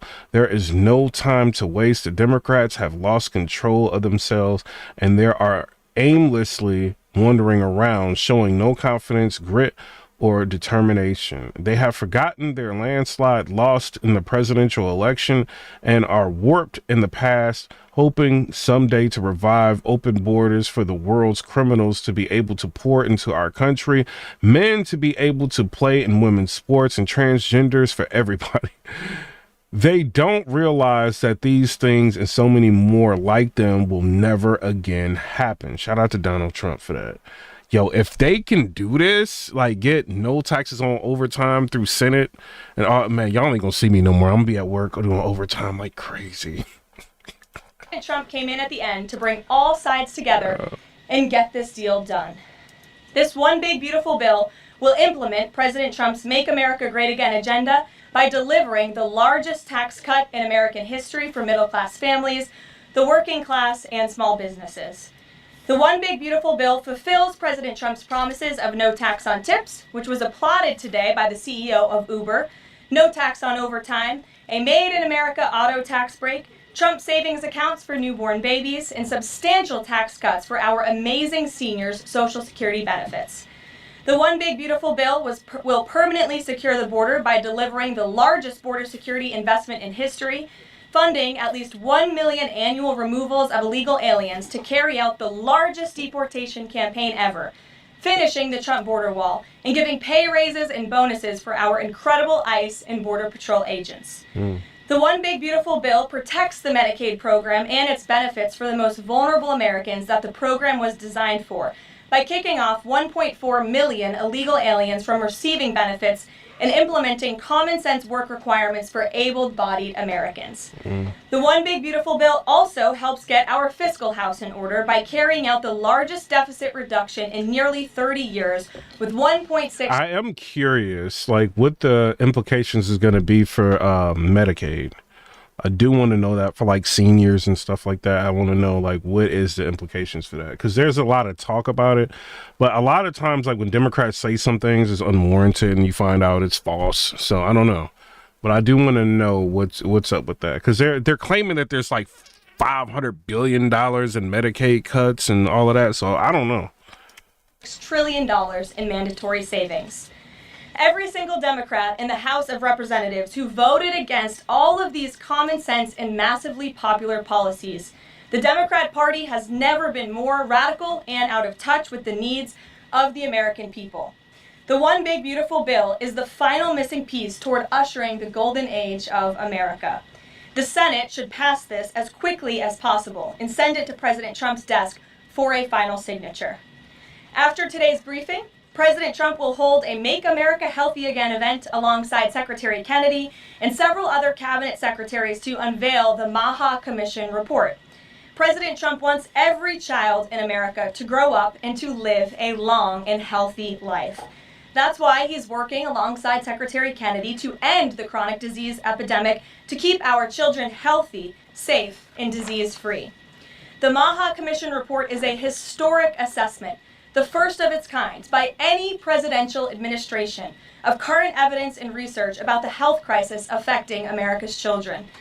This report is a review of pre-existing research to comprehensively assess what we understand about our health problems and what we don't understand, and how we can find those answers. All of the findings will... Somebody said they have to refuse the bill, ignoring the course. Something is going to go. Congratulations, you have now entered a new reality. Overtime will not be available for some because that's more money and pay, but some companies like not paying their employees much. But there's a lot of companies that do pay a lot of like overtime. Somebody said, if you think this is new, Fernando, you haven't been paying attention. Will be based on the gold standard of science.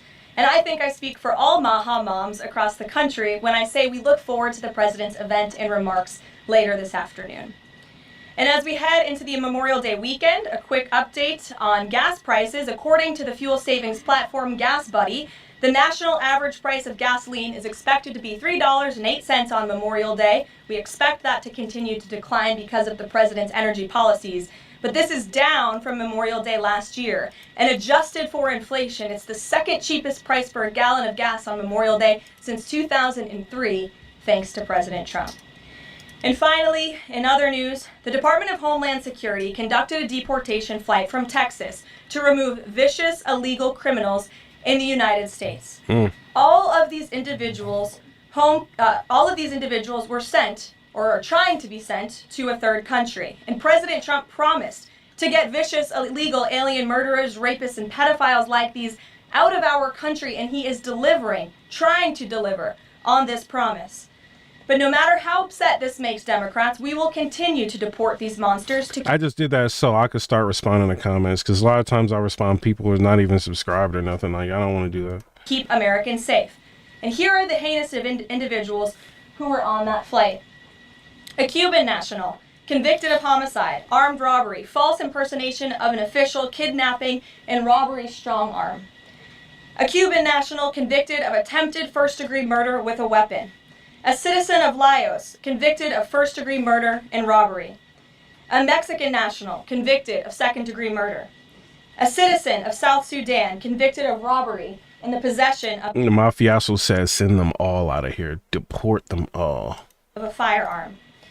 A citizen of Burma convicted of lascivious acts with a child less than 12 years old. A citizen of Burma convicted of first-degree sexual assault involving a victim mentally and physical incapable of resisting. It's disgusting. And a Vietnamese national convicted of first-degree murder. Now, a liberal activist district court judge in the city of Boston, Massachusetts, is trying to force the President of the United States to bring these monsters back to our country. Judge Brian Murphy is ordering the Department of Homeland Security to give these illegal criminals 15 days to reopen their immigration cases with access to phones and... Shout out to Linda. She is a member on the channel Thug Life. Linda Brennan. Shout out to you. Appreciate you. Attorneys. Uh-oh, somebody gifted memberships. Uh-oh, Lyndon Brennan gifted, received a membership gifted by Lyndon Brennan. Shout out to you. Dee Dee is a member now. Dre is a member. 223 is a member now. Dondre is a member now. Dee Dee, shout out to y'all. Thug Life. Every single... Linda got that bread. Single one of these individuals I will add, had final orders of removal from our country. And now Judge Murphy is forcing federal officials to remain in Djibouti for over 2 weeks, threatening our U.S. diplomatic relationships with countries around the world, and putting these agents' lives in danger by having to be with these illegal murderers, criminals, and rapists. This is completely absurd. Judge Brian Murphy is not the Secretary of State. He is not the Secretary of Defense or the Commander-in-Chief. He is a district court judge in Massachusetts. He cannot control the foreign policy or the national security of the United States of America. What do you guys think about these judges that are activist judges? Deontay Kennedy is a member on the channel. He said, Thug Life. Linda got that bag. What's she look like? And to suggest otherwise is being completely absurd. According to new reporting about this judge, he's a registered Democrat in Massachusetts who during his Senate confirmation hearings failed to disclose his ties to a radical left-wing organization that claimed the word illegal to describe illegal aliens was inherently prejudicial. This massive judicial overreach by Judge Murphy is part of the same opposition our administration has faced since day one. Radical left-wing judges are egregiously trying to stop President Trump from using his core constitutional powers as head of the executive branch and commander-in-chief. These judicial activists want to unilaterally stop President Trump from deporting foreign terrorists and keeping the American people safe. Nearly 80 million Americans re-elected this president to deport illegal criminals from our homeland, and polling consistently shows that 90% of Americans want illegal alien criminals, especially those with final orders of removal from our country, who have chosen to continue to stay here illegally. Americans want these people sent home. We hope the Supreme Court will continue to rein this in as soon as possible to restore proper constitution. Hold on, what is going on? Let me show y'all this, bro. Let me show y'all this real quick. What is this? With China, because Congress sold us out. They sold us out with the lobbyists. There's no reason in the world the Chinese, get this, they own property around our military installations, right? Yeah. We've allowed them to buy farmland. So around where I live. So a commodity, that's bad news. And this is the one that I find most egregious that nobody's really paying attention to. They own some of the commissaries in our military installations. Oh like, my God. What? Dude, what's that do? Does that, I mean, they're going to know we bought a stick of gum? No. You run that credit card, they're going to know, oh, that's a lieutenant colonel. He flies a F whatever. And they're going to know our troop movements. They're going to know our military installations, where they are. And they're in our learning institutions. They're in our research institutions. And they'll tell you, oh, no, they're not in the classified stuff. They're in the stuff over here. Wait, what? That can't be. That's crazy. The reason we're in such a bind with China, because Congress sold us out.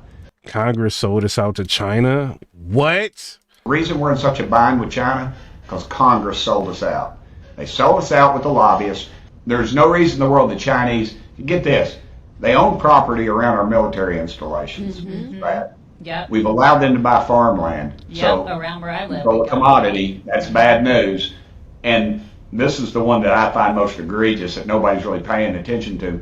They own some of the commissaries in our military installations. Oh Like, my well, God. what's that do? Does that, I mean, are they're going to know we bought a stick of gum? No. You run that credit card, they're going to know, oh, that's a lieutenant colonel. He flies a F whatever. And they're going to know our troop movements. They're going to know our military installations, where they are. And they're in our learning institutions. They're in our research institutions. And they'll tell you, oh, no, they're not in the classified stuff.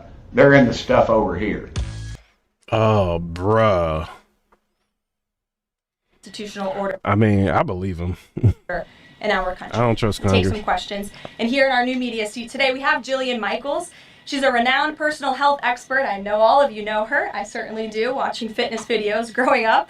And a media powerhouse who continues to expand her reach with her podcast, Keeping It Real. Jillian, I know you're here today for the Make America Healthy Again event. We're proud to welcome you to the White House.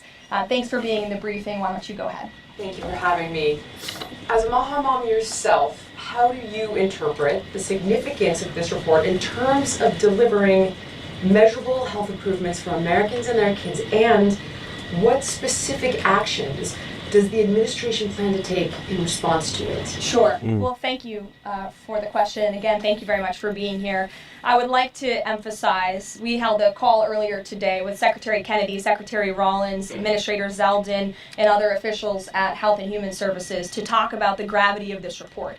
When the president took office, he promised to make this country healthy again. And the president signed an executive order directing this commission. And now, less than 100 days later, the commission is delivering this report. It's another promise made and another promise kept. And the report identifies 4 major factors that are contributing to the rise in childhood chronic disease. Again, this is the first time the federal government has really recognized in a single report that we have a problem in our country. Our children are getting sicker, not healthier. This is not just a crisis, a health crisis, but it poses national security implications as well. And this administration is focused on ensuring we understand why. The 4 factors contributing to the report, as you will all hear from the president later, are number 1, poor diet, a robust discussion about ultra-processed food that are dominating our children's diets, environmental chemical exposure, plastics and other chemicals that are unfortunately a part of our daily American life. It talks about the lack of physical activity and chronic stress, and how technology-driven lifestyles are contributing to the decline of our children's physical and mental health. And then lastly, the report touches on the over-medicalization that's taking place in our American society, nowhere else in the world, but just right here in the United States of America. Yeah, it was weird. I went to Switzerland. Everybody's walking around outside, talking to people. I came back to America. Everybody's like this. You walk past somebody, you're like, hey, what's going on? They like... get back into their phone. Like, it's crazy.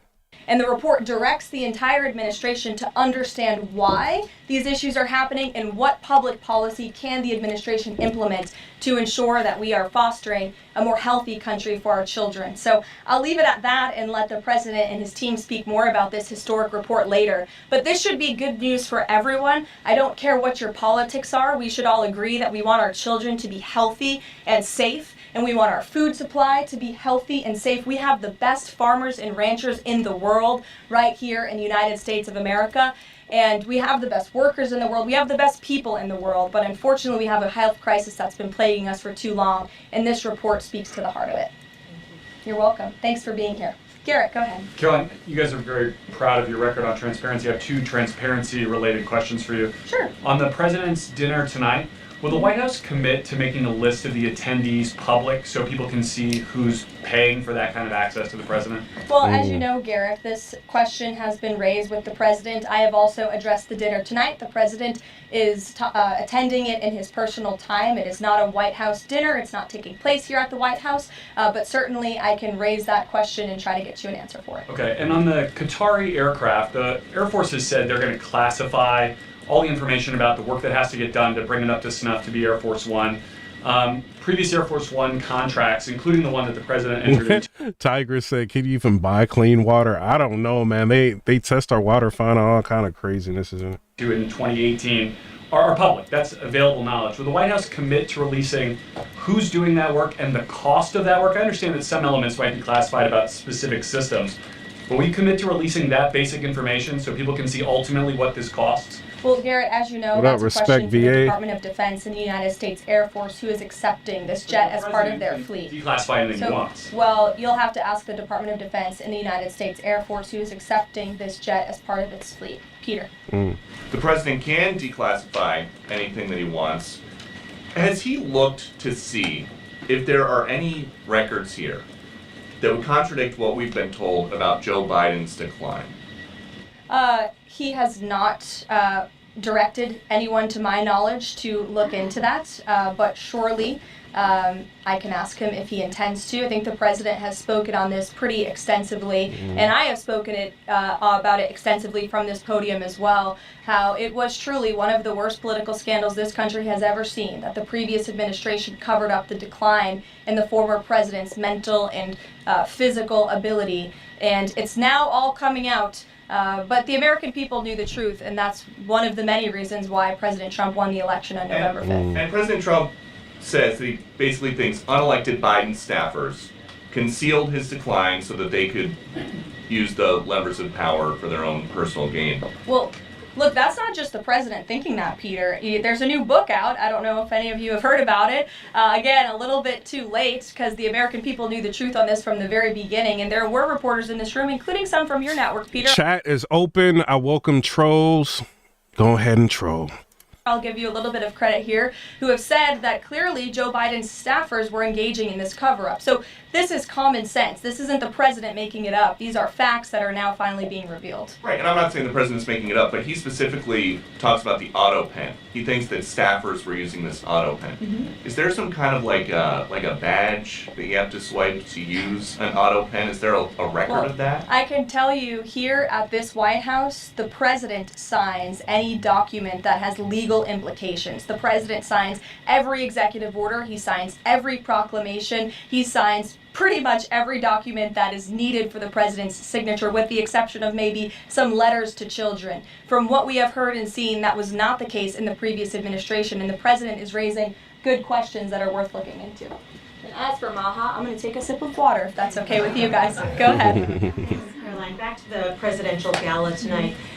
Did anyone in the White House or in the White House counsel's office advise the president against holding this sweepstakes, whereby the people who spent the most money on his Trump coin would then have access to the president at this dinner? Again, the president has been asked about this. He has addressed this. I have also stated previously from this podium that the president is abiding by all conflict of interest laws that are applicable to the president.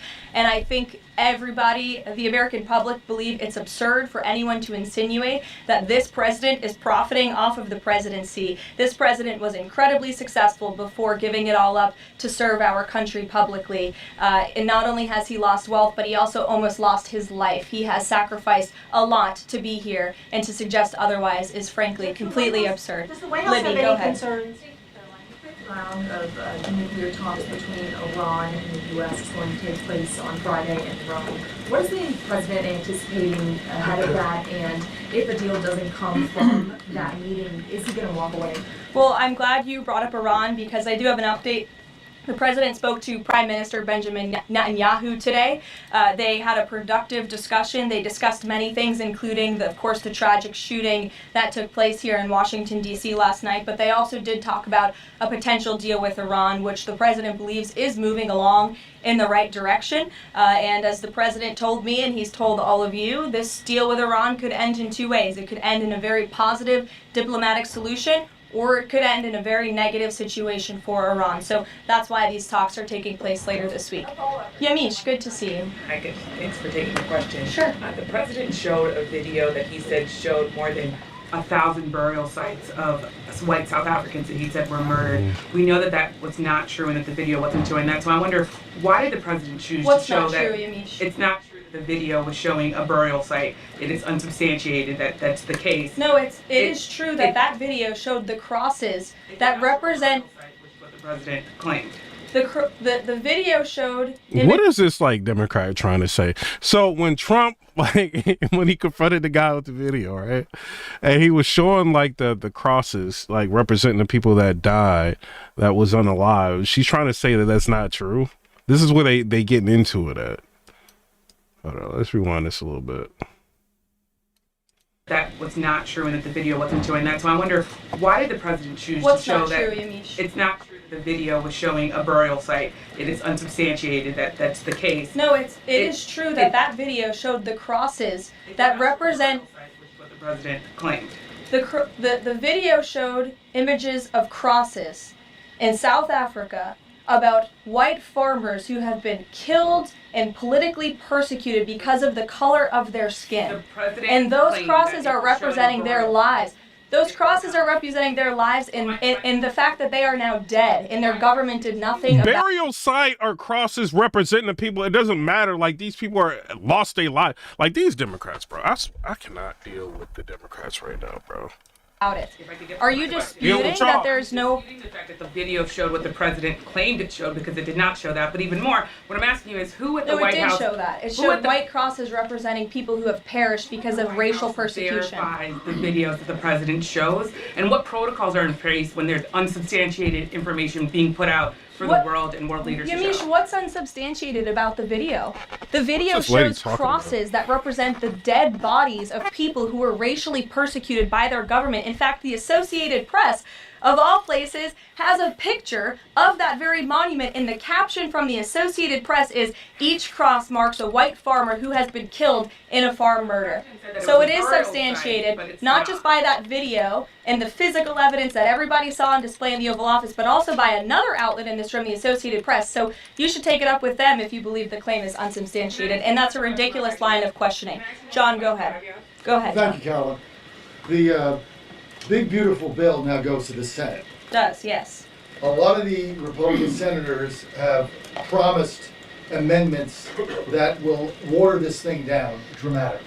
So they're trying to say because he didn't say this was crosses that represent. He said it was a burial site. So he misspoke, right? They're trying to like attack him for that. Like, yeah, it's straight up BS. Like, you're trying to attack him for that. Like, what? Because he misspoke about that? Still the same thing. You know what I mean? It's not the same, but it's still representing, like, white farmers that were unalive. Like, so what is it? What's the issue? What is the president's level of tolerance for their amendments to water it down? And what will be the action taken for some of the amendments that the president does not want? Sure. Well, the One Big Beautiful Bill is named the One Big Beautiful Bill for a reason, because it is a one big beautiful bill that encompasses just about everything this president could want for the American public. It delivers on so many of his core campaign promises. So surely we want to see those campaign promises signed into law. And as the president put in his Truth Social post this morning, and as he said to me, we can celebrate this past the House for a couple of hours, but now it's time for the Senate to get to work. The president has great relationship with Senate Majority Leader Thune, and of course so many friends on the Senate side of the Hill, and he's expecting them to get busy on this bill and send it to his desk as soon as possible. Phil. Thank you. Given that the president said the other day the SALT cap, we don't want to benefit Democratic governors, if the Senate was to reduce that SALT cap or make any type of changes, would he support that, or is this a situation where done is beautiful and he just wants to pass it? Well, look, it's a hypothetical question, obviously. Negotiations... Well, correct, and the bill passed, didn't it? So now it's off to the Senate where additional negotiations will take place, and we'll see how it goes. Michael. Caroline, two questions on the beautiful bill. I wonder what is in that beautiful bill, bro. Like, what is in that? Like, come on, man. Like, hold on. One of the campaign promises from President Trump was no tax on Social Security. Now, due to congressional rules, that wasn't able to be included in this bill. How does the president plan to follow through on that campaign promise? Well, they saying they got enough Senate allies to hold up the big beautiful bill. It says Senator Johnson predicts he has enough Senate allies to hold up the big beautiful bill.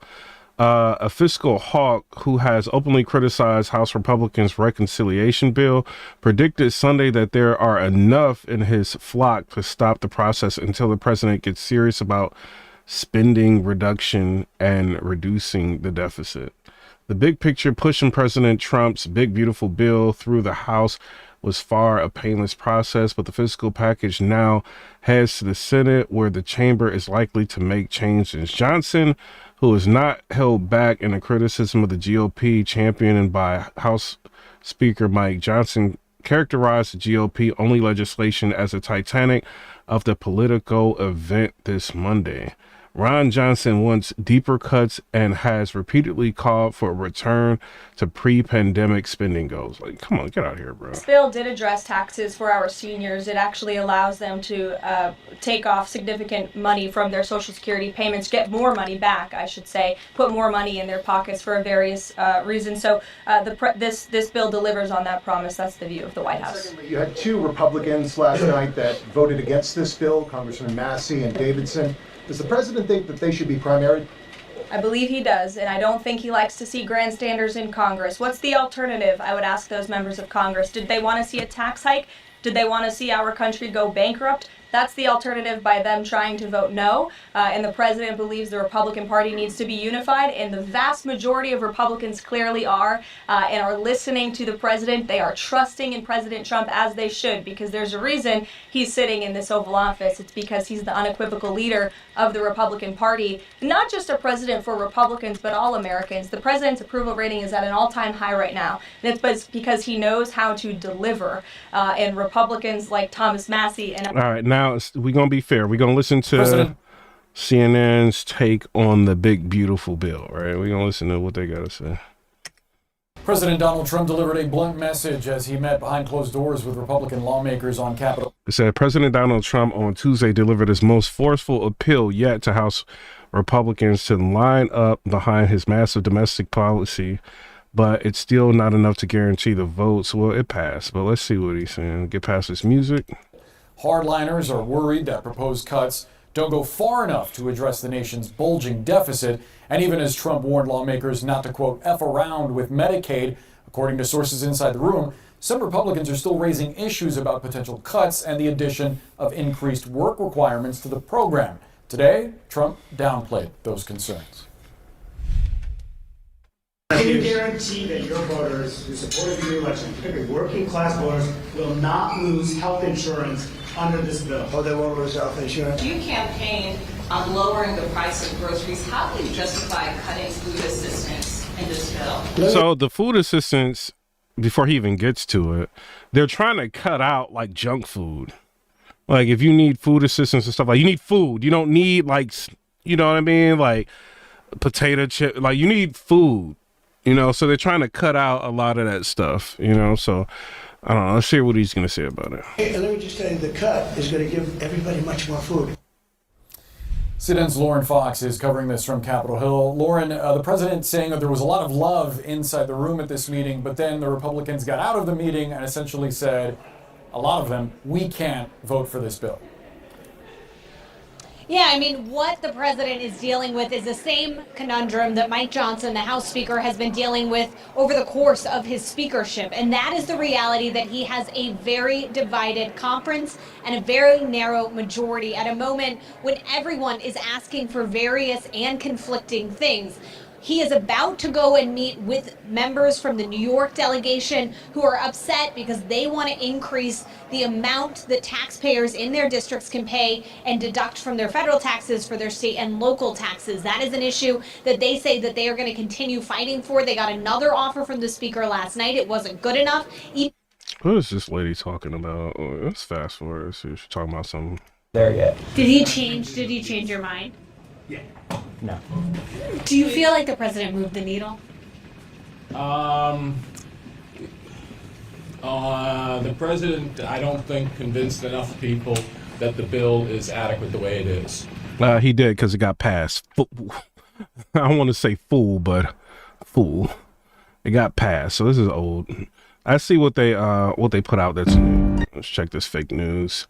Trump escalates attacks on Harvard in Memorial Day post. That's all they got. Rock band launches house party. Come on, bro. Man arrested. Trump observes Memorial Day. Trump delays 50% EU tariffs until July 9th. Welcome to Team Democracy. NATO commander applaud. So they don't really have anything bad to say about Trump. Trump says Putin has gone absolutely crazy after major Russia attack on Ukraine. We are following developments between the U.S., Russia, and Ukraine. Trump posting that Putin is needlessly killing a lot of people and warning that if he tries to conquer all of Ukraine, it will lead to Russia's downfall. The Kremlin firing back this morning. Yo, the fake news don't really have nothing to say. Accusing Trump of, quote, emotional overload.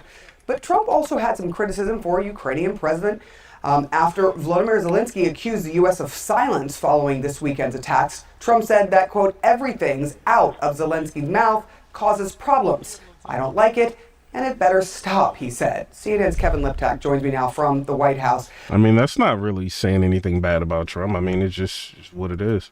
We are seeing a major shift in tone from President Trump when it comes to Putin, but a very similar tone when it comes to Zelensky. Tell us more about what you're learning. Yeah, and these comments about Putin, I think, are very significant for a president who, more often than not, is offering a conciliatory message towards the Russian president. These comments really stood out, and I think the timing here is quite notable. You know, it was only 1 week ago that President Trump and President Putin spoke on the telephone. Afterwards, the president essentially taking Putin at his word that he's still interested in a peace agreement, despite Putin maintaining all of these maximalist demands to end the war. Now the president... Let's check some real news. I'm tired of the fake news. I can't do it no more. Let's go to the real news right quick. See what they talk about. So the house in Pennsylvania, outside his hotel, Teslas started getting firebombed, IVF clinics torched. Oh, and they even tried to burn down Governor Shapiro's house in Pennsylvania. What do they all have in common? They're all leftists, and they're not mostly peaceful. Overnight, a young couple in Washington was executed in cold blood. 2 Israeli diplomats who were in love were gunned down, leaving a Jewish museum. The assassin fired several times after the victims fell to the ground. Hold on. We're not watching that. Yamish, good to see you. Hi, good. Thanks It says, ridiculous question. Leavitt torches NBC reporter. for taking the question. Sure. The president showed a video that he said showed more than 1,000 burial sites of white Bro, you think, he said you're cooked, bro. You think CNN is real news? You are crazy. You know. Africans that he said were murdered. We know that that was not true and that the video wasn't true, and that's why I wonder why did the president choose What's to show not that true, Yamish? it's not true that the video was showing a burial site. It is unsubstantiated that that's the case. No, it is true that that video showed the crosses that represent... Which is what the president claimed. The video showed images of crosses. Yo, she... The way Leavitt just like looked at her like, you know, like somebody really not understanding, and you have to like look at them and kind of like, yo, just pay attention, understand it. Like she looked at her like she's a little kid, bro. Yo, what? The video showed images of crosses in South Africa about white farmers who have been killed. Yo, I ain't never seen Karoline get like that with nobody. Let's rewind that real quick. That represent... Which is what the president... Yamish. It's not true the video was showing a burial site. It is unsubstantiated that that's the case. No, it is true that that video showed the crosses that represent... Which is what the president claimed. The video showed images of crosses in South Africa about white farmers who have been killed and politically persecuted because of the color of their skin. And those crosses are representing their lives. Those crosses are representing their lives in the fact that they are now dead and their government did nothing about it. Yeah. Are you disputing that there's no... Disputing the fact that the video showed what the president claimed it showed because it did not. Oh my God. Who sent Miss McDonald's here? Like they're like, yo, girl, just go up there and argue with her. Find something. Like she found the most ridiculous argument that she can think of. Like, what is you doing, bro? Like, because of the color of their skin. And those crosses are representing their lives. Those crosses are representing their lives in the fact that they are now dead. yeah, Mafioso said these reporters are so disingenuous. Like, whether or not if the president gets it wrong, like burial site or memorial, whatever, like that's, you know, he misspoke. But they still represent the people who have lost their lives. So why are you trying to argue this point? You better off being like the other fake news person that was focusing on like the gifted airplane than to be arguing. This is a silly point to argue. In South Africa, about white farmers who have been killed and politically persecuted because of the color of their skin. And those crosses are representing their lives. Those crosses are representing their lives in the fact that they are now dead and their government did nothing about it. Are you disputing that there's no... I'm disputing the fact that the video showed what the president claimed it showed, because it did not show that. But even more, what I'm asking you is who at the White House... No, it did show that. It showed white crosses representing people who have perished because of racial persecution. Verifies the videos that the president shows, and what protocols are in place when there's unsubstantiated information being put out for the world and world leaders to show? Yamiche, what's unsubstantiated about the video? The video shows crosses that represent the dead bodies of people who were racially persecuted by their government. In fact, the Associated Karoline destroyed her, bro. Press, of all places, has a picture of that very monument, and the caption from the Associated Press is, "Each cross marks a white farmer who has been killed in a farm murder." So it is substantiated, not just by that video and the physical evidence that everybody saw on display in the Oval Office, but also by another outlet in this room, the Associated Press. So you should take it up with them if you believe the claim is unsubstantiated, and that's a ridiculous line of questioning. John, go ahead. Go ahead. Thank you, Caroline.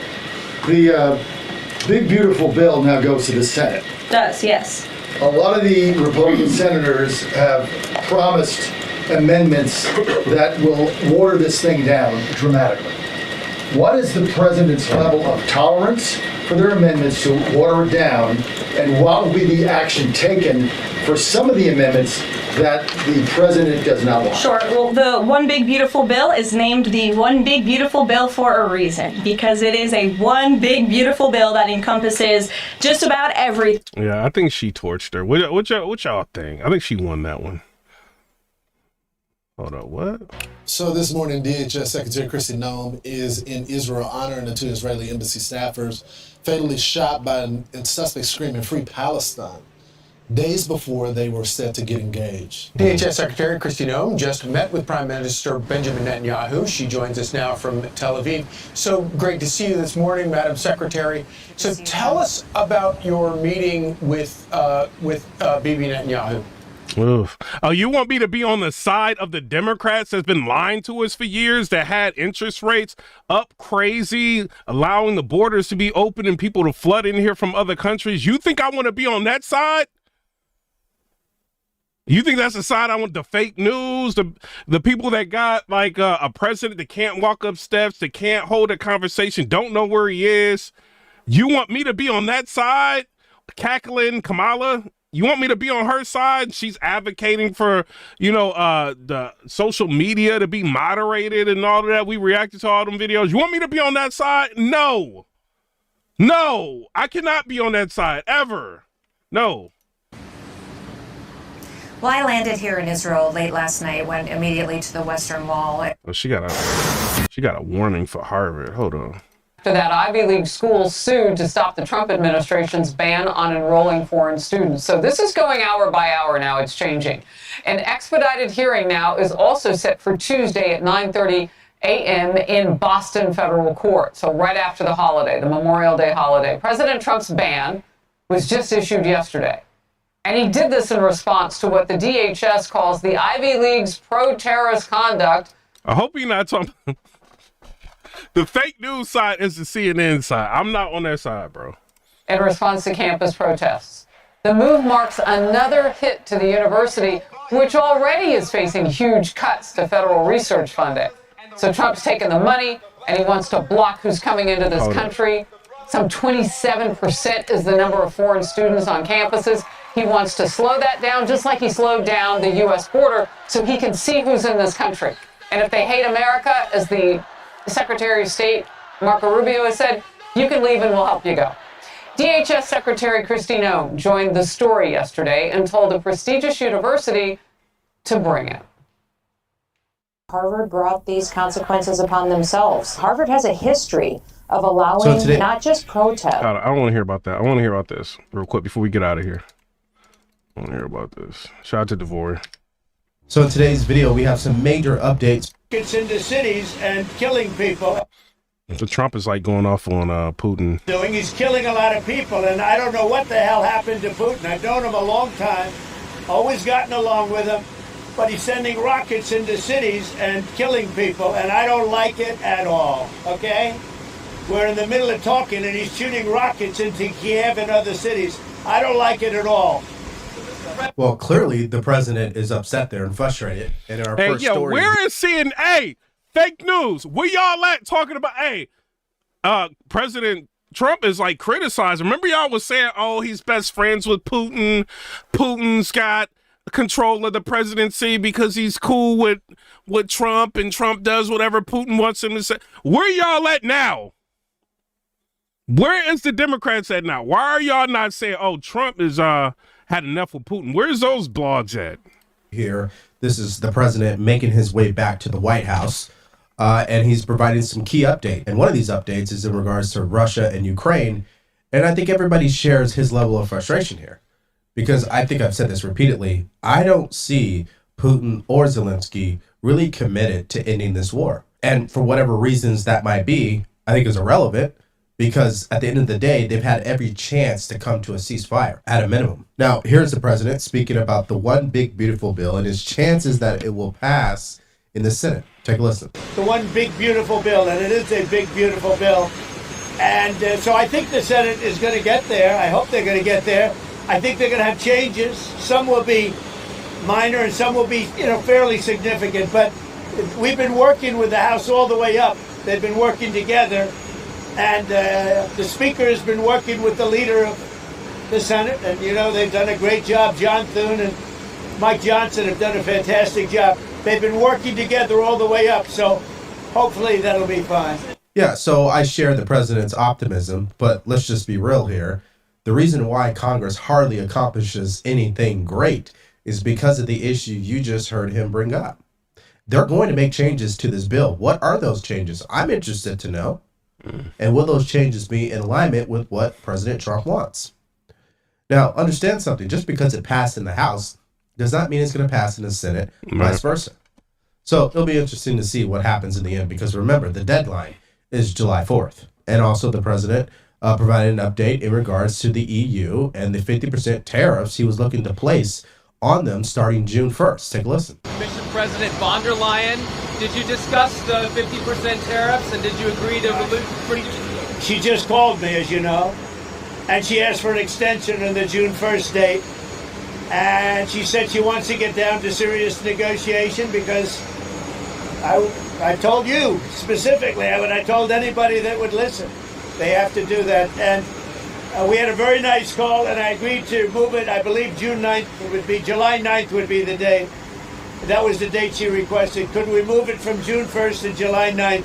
And I agreed to do that. And that she said we will rapidly get together and see if we can work something out. Now, those were just a few updates from the president as he makes his way back to the White House today. But now what I want to do is move to our next story. And this is about Speaker Mike Johnson continuing to defend Republicans and the big, beautiful bill, because mainstream media and Democrats continue to claim that Medicaid is being cut. And yes, we're going to bring the facts for you so you can see it for yourself. So let's start here. The CBO found that nearly 8 million Americans will in fact lose their insurance coverage because of the changes this bill makes to Medicaid. So how do you reconcile that with what President Trump said?